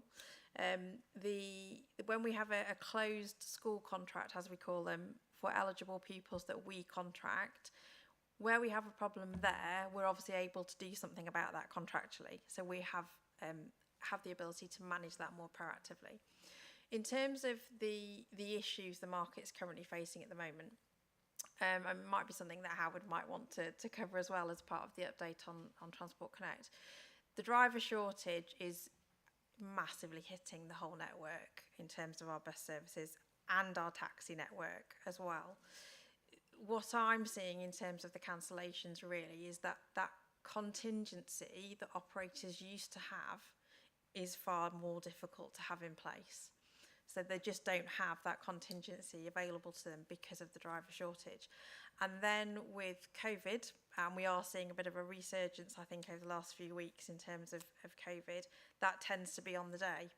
So it hits their immediate driver and it might also be hitting their contingency driver. And that's where we're getting this problem at the moment. So it's a bit of a double whammy that isn't ideal. In terms of communications, I'll hand over to Helen for that, if that's okay, and bus shelters as well. All of these aspects, though, I would just like to say, are forming part of that bus service improvement plan. and us building much stronger relationships with our bus operators that we haven't necessarily had before, so that we're operating very much in partnership, but we're at the start of that process. So we have got a long way to go. We are also undertaking a full review of bus shelters, I know, which Helen can give you a brief update on. So I'll hand over to Helen for some more specifics, that's all right? Yep, thank you, Helen. Thank you, Helen. Yeah, just I think Verity summed up the driver shortage very quickly. In specific with Stagecoach, we meet with them very regularly. In fact, we probably speak to them, one of us, more or less every day. So the issue you've got is, Verity's right, Lincoln is a commercial bus network. We have no contractual power to insist they meet the terms of the contract. But what they're doing, even though you constantly see the driving school bus going around Lincoln and the driver training, is they've reduced the amount of drivers are short by, but they still got no resilience. So if there's no spare drivers anymore, basically. So if somebody rings in sick on the morning, there's nobody to help them with that. So, and this is what you see in this last minute thing on Twitter. They know it's not ideal. It's not ideal from us as a local transport authority, because it starts that negative spiral. If I don't know the bus is going to turn up, then I'm not going to go and catch it. I'll find a plan B and not come back. So we're well aware of that. We just haven't solved it yet. And that's as far as we can. Did you want to come in on that? Yes, so I think in terms of the communication, so we have got, obviously we work with the LCC communications team very closely, and we have got a lead in our service who is a lead for communication, and it is definitely part of that bus service improvement plan partnership to work with operators, because I think we do need to use other channels to communicate those cancellations. And especially when it's on the day, and it's all tied up as well with the Links Bus website, which we need to, I think, look at as well as part of this, because that is our sort of one-stop shop for either visitors or residents to use, and there might be something in there in terms of communication channels we can look at. So it's certainly part of that package that we need to look at, but yeah, we haven't solved it. Do you want to do bus shelters? Just in terms of City of Lincoln bus shelters, obviously the city centre ones are managed by JC Deco, which is a advertising company, and I think we have good arrangements because we get lots of reports on Fix My Streets, which the county council manages for bus shelters and bus stops, and the public aren't interested in who manages them and who owns them. It's just how they look. So we refer them to the right organisations. So the JC Deco ones in the city centre, I think they look very good, and then they're managed well and they're cleaned regularly, etc., etc. The county council owns a few in LN6 when we had Access Lincoln project, but the rest are managed by City of Lincoln Council, and we constantly refer and report, and they're not maintained and they're not clean. So we continue to work with our district council counterparts who tend to manage them in the larger towns, and we do and work with the parishes and towns. But likewise, I feel like I'm not giving you any solutions today, but we haven't gotten a solution for the state of them in the City of Lincoln either. So we manage the roadside, the cases and the bus shelters, and then the council manages the rest and the cleaning regime and things like that. Okay, thank you for that, Helen. Thank you, Verity. Are there any other comments or questions from the committee? No, I can't see anybody indicating, but I think we've highlighted that this cancellations of service at the last minute and the poor communication is something that the committee is concerned about and would like to see. And I think we really ought to be having a section on that, on the reports, the transport reports, update reports that come forward to the committee on how that is being dealt with, because it's clear, it's come up at previous committees, it's come up again today. So I think we ought to try and have a specific section on that and say what we're trying to do about it. We've got the case study which Councillor Clark is going to liaise with Helen about, and the bus shelters. Obviously that has come up previously. Now whether we can start seeing some sort of an action plan as to how we're going to try and get bus shelters up to standard, because some sort of way we're liaising with the districts and the parishes to try and push that along. Otherwise, we're going to be sitting here at future meetings saying we still haven't got any solutions, and unless we get together with these people and come up with some sort of action plan, it's not going to get any better, I don't feel. So is that fair enough to put those forward as our comments on this? And you know, I presume people, members, do approve the suggested performance measures on page 100 for the educational transport, etc. The rest of the report is general approval for. So I'm going to now move that the committee receives this performance report for the transport service, that we endorse the key priorities identified in the report, and also that our comments are recorded and taken under the consideration by the relevant officers and the executive portfolio holder. Does anyone dissent from that? No. So I take that as agreed then, and I'll move on to the next item on the agenda. Now, this report is Transport Connect Limited, which we inadvertently got mixed in with the introduction on the last item. Transport Connect Limited, a Teckle Company update report, and this report can be found on pages 105 to 110 of the pack, and updates the committee on the strategic direction of the company and how TCL provides a further option to the County Council to deliver its obligations for educational travel and public transport, and finally provides assurance that the company complies with the requirements of a private limited company.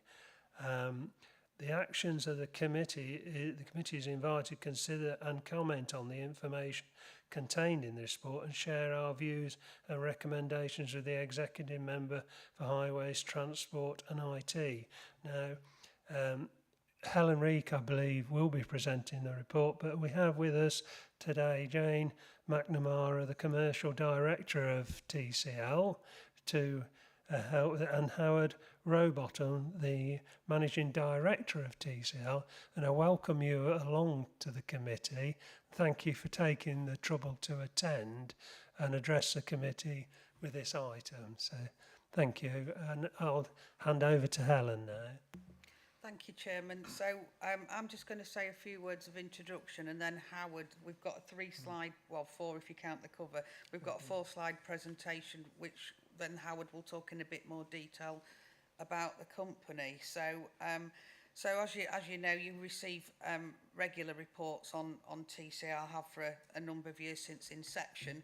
So and then just to remind ourselves, the original purpose of setting up TCL was to provide some transport in the south of the county, especially around special educational needs transport and Call Connect, which are very minibus focused, because at the time tendering out, there was either one tender returned or none, and the prices were, even before the inflationary rise, were increasingly substantial, and some people had a stronger hold on the SEN market. So we needed some intervention into the marketplace, which TCL managed to achieve, and run a really good, effective service, which when from the customer satisfaction point of view, it is very much supported by parents and so forth for some of the SEN travellers. So I'm going to take the report as read. I'm not going to go through it in any great depth, and I don't want to steal any of Howard and Jane's thunder, but just to point out a few changes. So the board's changed substantially in the last few months. So Nicole Hilton, our Assistant Director of Communities, is now chairing the board and replaces Richard Wills, the former director at Lincolnshire County Council, who now, in accordance with good practice with non-executive directors, you change them round periodically, and he's focusing on other matters. So he's handed over the reins, if you like, to Nicole. And Also on the board, we had a person called Dave Harrison, who's now taking the lead on transport at Oxfordshire County Council. He was the transport operational expert, and he's been replaced by Bob Pinkett, who has extensive knowledge in the bus market. So he's worked at Reading Buses, he's managed SEN Transport at Hampshire County Council. He works as a transport consultant, so he brings with us a plethora of knowledge, both from a practical operational point of view and a strategic transport point of view. So that's a really good replacement to us on the board. So that keeps the board, the non-executive directors, with strength, focus on different specialisms of transport operationals, one on finance, Nick and Nicole. So I think we're in a very good position going forward. I've been appointed as owner representative, so I'm the link between the county council, if you like, and TCL. So it's my role to make sure that we as a Lincolnshire County Council understand the risks and opportunities for TCL in terms of how it affects us as a county council, and that we manage that very well with TCL. TCL, in effect, is another council directorate with the sole owners. But then understanding that also the directors at TCL also have that fiduciary duty under companies legislation to act proper in terms of those requirements. So it's just making sure that the governance and insurance is running right. We fully understand as a county council the finances. We as a county council work with them and lead the way forward in terms of the strategic direction of the company. You know, what's it's going to focus on, where's it going to move to. And these reports give the Scrutiny Committee that assurance that you think that we are running things correctly in the sense of the Lincolnshire County Council's role, but also, likewise, TCL is running its own operational effectively in accordance with the requirements of the Traffic Commission. It's a heavily regulated industry, you all know that, and also at the Companies House. And then we make sure that our executive portfolio holder is kept up to date with things that are mattering with TCL. So it's just making sure we all do our roles properly. We all identify and manage the risks and the opportunities, and to report regularly and give you that assurance. So I'm going to hand over to Howard now. He's going to say a few words in more detail about the strategic direction of the company, and then we're happy to answer any questions or take back any further work. Thank you, Chairman. Yep, thank you, Helen, and over to Howard then. Thank you, Chairman. I have prepared a small number of slides, but for some technical reasons, I don't think you've got them to show. So I'll run through them anyway and give you a narrative on what I was going to present.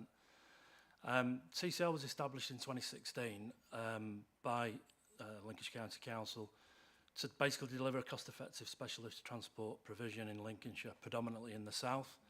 That's still the case. And I think all of the initiatives that were behind the decision to do that probably still in place now. Regulate a financially challenging transport market. We still have that in place in Lincolnshire currently. I think what we've strove to do throughout the last 6 years is set a high benchmark in the quality of transport delivered to all our service users and from all walks of life, whether that's an SEN child and the parent, or whether it's a Call Connect passenger or indeed a mainstream passenger. And we've actually been able to monitor that throughout the last 6 years by utilising a parent feedback form, which Jane distributes every summer. And certainly the feedback we get is very, very positive. And I think that does give us the vindication that we are delivering a very good service. It does give us some challenges, as you would expect. Sometimes, if you don't want to know the answer, don't ask the question.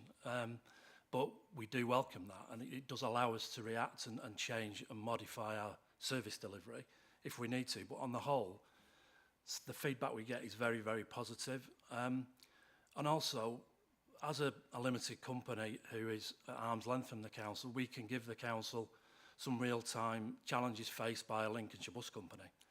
And certainly some of those that we've heard this morning are ones that we encounter as well.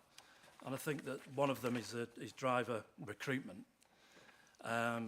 We're going through the same problems that other operators are at the moment with unfilled vacancies. And from an engineering perspective, we've had to change our model slightly to try and effect a recruitment strategy that actually tries to attack the issues that we've got. But at the moment, it's a very difficult and challenging area that we're in. Certainly, driver recruitment is very, very difficult. And although we don't cancel services very often, if at all, we have got people who are very resourceful in the way they deliver certainly the send contracts by utilising larger vehicles if we need to try and make sure that we get everybody to school every day. And on Call Connect, we do rotate our drivers as much as possible to try and actually help us meet all of those sort of obligations. So I think we do as much as we can to actually stave off that problem, but in local sort of pockets we do have issues. And at the moment we do generally pick from people of the older generation who come back into work after having semi-retired, and you have got a finite period of time before those people eventually retire themselves. So it's a massive challenge for us to try and actually look at how we can get younger people into the industry. And certainly from an engineering perspective, that is something that we are pushing forward with apprenticeships. It doesn't sound much, but we've got one apprentice at the moment. We're recruiting another one this week, mainly to support our new Gritter contract.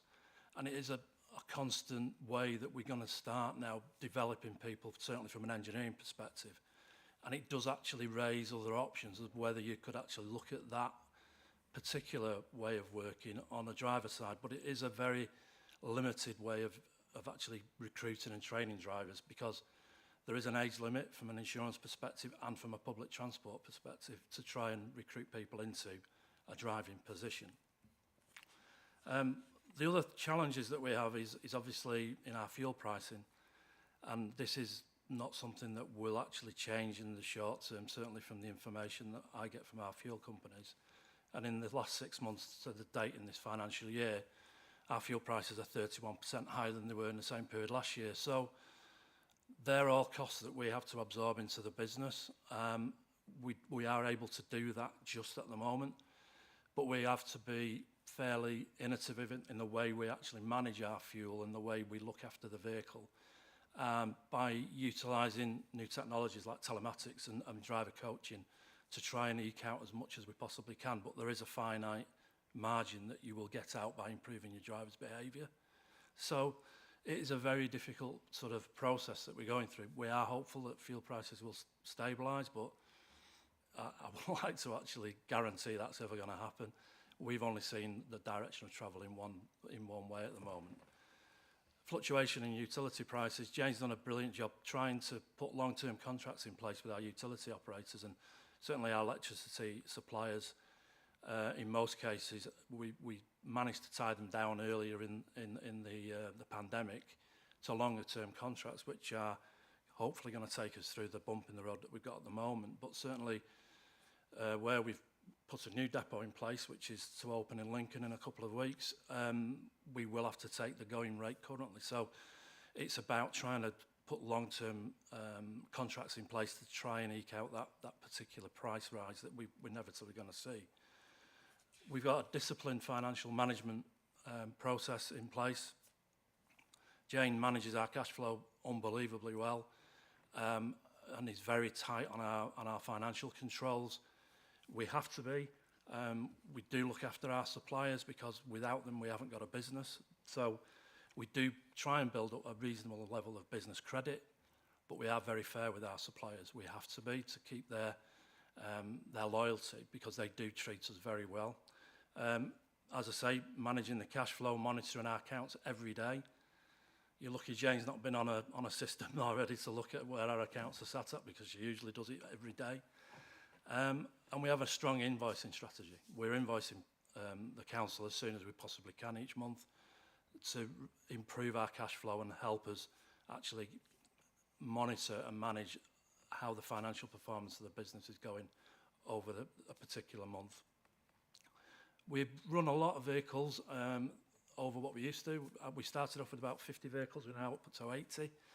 And that in itself brings a replacement vehicle plan that you've got to put into position, as we do want to sweat the assets, but there are finite life for vehicles. I am aware of new technology, obviously, like most fleet managers would be. We're not there with where we need to be with alternative fuels at the moment, so we do see that diesel is going to be with us for some time.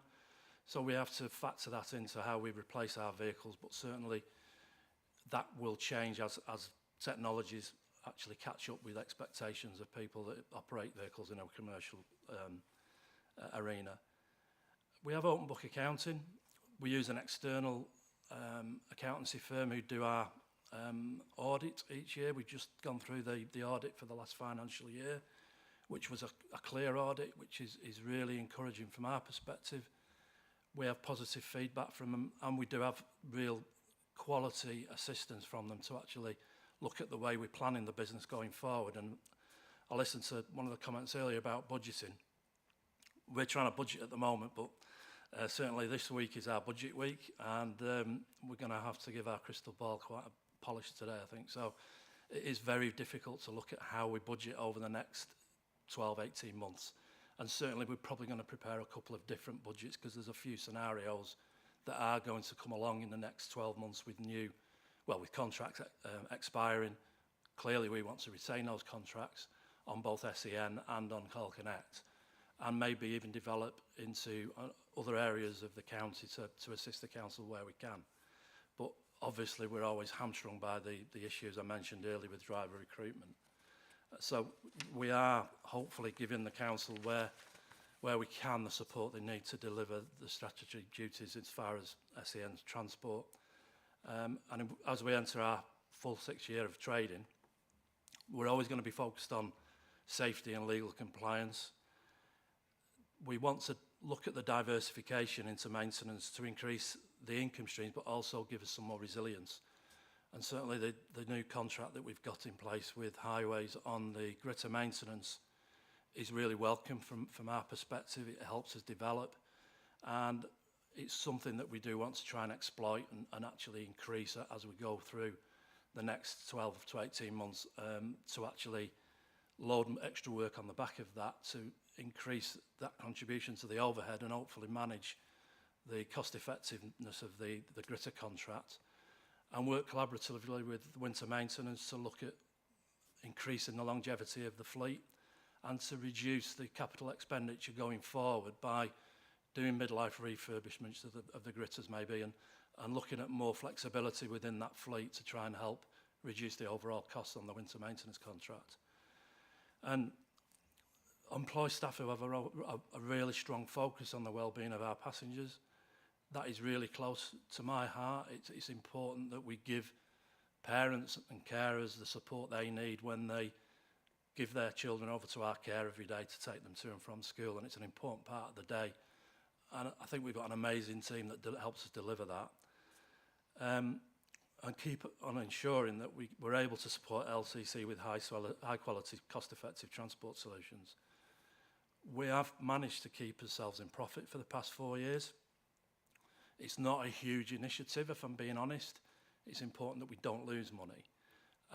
And for 4 years, we've managed to just return a reasonable amount of profit, which allows us to reinvest into new vehicles and new technology. And certainly technology is a big thing in transport now.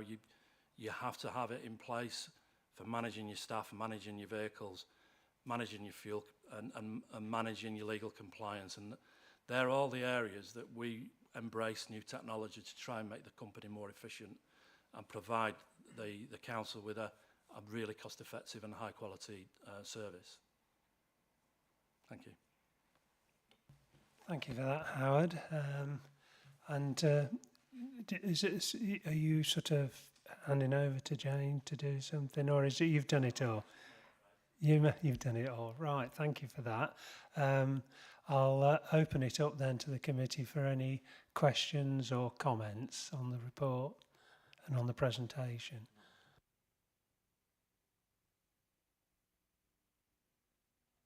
Well, I haven't got, there's no questions or comments from members. I would just like to say, I think it was a fantastic thing that the council did, setting up the tackle company a few years ago.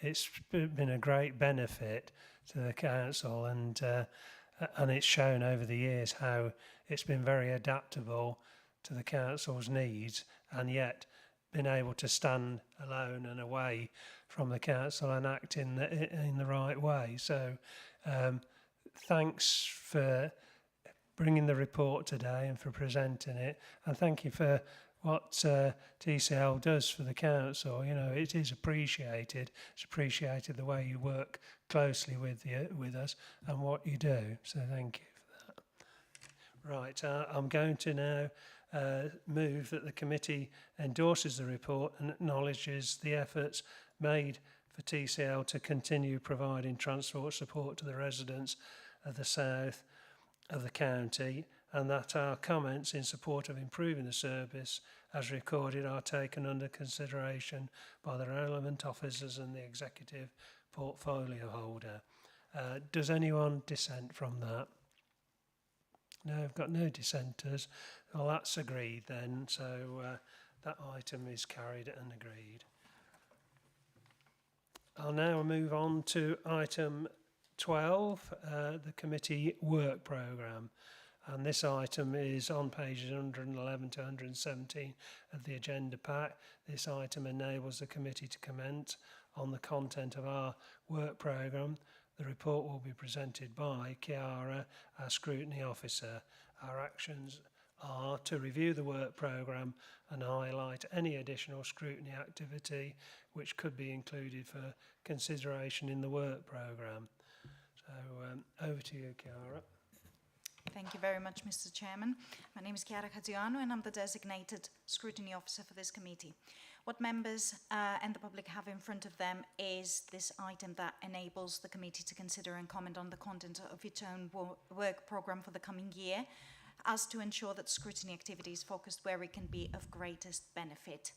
What you will be able to see in the next meeting, that is now on December 12th, 2022, is that we are anticipating to receive a report, an exempt report on Grantham Future High Street public realm improvements, which is part of pre-decision scrutiny for an executive councillor decision between the 12th and the 20th of December. We will also consider the A16 Marsh Lane Boston and Boston Active Travel schemes, which is also a pre-decision scrutiny item for a decision between the 14th and the 16th of December. In the same meeting, we shall receive the Highways Quarter 2 Performance Report, the Transport Quarter 2 Performance Report, and the Highways Gully Cleansing, Repair and Surface Water Flooding Update. And we will also receive a series of transport strategies for consideration and comments, and that will be the Grantham Transport Strategy, the Sleaford Transport Strategy, and the Skegness Transport and Mablethorpe Transport Strategy. Also, as part of my update to members today, I would like to add that in line with the Chairman's request in previous meeting, an item on permit schemes, including street works, road works and activities in Lincolnshire, is going to be added to the work programme as work that will be carried out in the future. In line with a report considered by this committee on the 20th of January 2020 that followed the then third year anniversary of that scheme, the next statutory report date agreed then was April 2023, and we are going to be aligning the work programme with that expected date. So other than that, there's no other update on the work programme, but I'm happy to take any views, comments and items to be considered for future review. Thank you. Thank you, Chiara. I have Councillor Strengle would like to come in. Thank you, Chairman. Thank you, Chiara. On the January meeting, I would like to see a winter maintenance report. Maybe that's already in your mind, I don't know, because obviously we'd like to know how it's going at that time in January. And perhaps in March, we'd like to have a bit of a wash-up on how it's gone. And of course, in tropical Lincolnshire, it may not be needed at all, but I'll leave that in your hands. Thank you. Excellent. Yes, to confirm and to remind members, we had winter maintenance as part of our July agenda. So an update on how the winter has been going will be considered, and based on capacity and information quality, whether we have updates and performance indicators to report on at that time. I will make sure that we programme that. Thank you very much. Yeah, thank you for that, Eddie. I was going to say myself that we do get a report on how the winter's gone at the end of that's after April, so it usually comes in July. But hopefully if we had a midwinter update on how things were going, that would be good. And indeed, a few years ago, the committee used to get that, a midwinter update. Yeah, so that's something worth doing. Thank you for that. Councillor Ashton. Thank you, Mr. Chairman. Thinking ahead, perhaps beyond the next meeting, which seemed to have quite a heavy agenda already, would it be appropriate or reasonable to invite Anglian Water to come and talk to us about the extent and the method to which they use their emergency powers to close our roads? The reason for flagging it is I'm very much aware over summer as leaks and things sprung up. They seem incredibly quick to close a road off when there's perhaps a hole about the size of my laptop. And my concern is that it actually undermines road closures more generally, so that when a road closure has to be put in place for much more serious reasons, that people obey it. Because if there are road closures where it is that patently unreasonable, local people just take things into their own hand, and to my mind, it undermines everything that we're trying to do. Thank you for that, Councillor Ashton. Well, you've just got on my hobby horse, because I've been dealing with that for a few months, and I get a lot of complaints, especially through this last summer, where there's been a lot of leaks, emergencies caused by the drought conditions, and that is one of the drivers for getting the update annual report on street works permitting, because it all fits in together. Now, whether we could bring Anglian Water into that somehow, I don't know. But shall I say that we'll take it away and have a look at it, because I think it is something this committee needs to be looking at and seeing how we deal with it, or our inspections when because these road closures happen, and we should be inspecting them to make sure that things have been done appropriately and roads aren't being left closed unnecessarily, shall I say. Okay, thank you. If I may add that Anglian Water is a partner of ours, and they do report at our Flood and Water Management Scrutiny Committee. So perhaps I could liaise and see if we can get a double act ahead of the next meeting. Yeah. Thank you. Yes, I think we look into it and see how best we can deal with that request. Thank you. Any other comments or questions on the work programme? No. Just to mention one thing, we are trying to get a date together for the working group for the speed management review, traffic management review, to sort of look at the parameters as to how that's going to work. And we should have a date coming through, I believe, for one meeting at least before Christmas, and another meeting, in the new year. And those two meetings should enable us to get our work done. So just to let you know that as well. Right, I'm going to move on now then and say I move that we note the report and approve the existing work programme as detailed on pages 105 to 110. Does anybody dissent from that? No dissenters, so that's agreed. And I would now like to conclude the business of this meeting and conclude the meeting. Say thank you again to everybody who's come and contributed. Thank you especially to our guests today, Howard Robotham and Jane McNamara, for coming along and presenting the TCL report to us. Thank you all.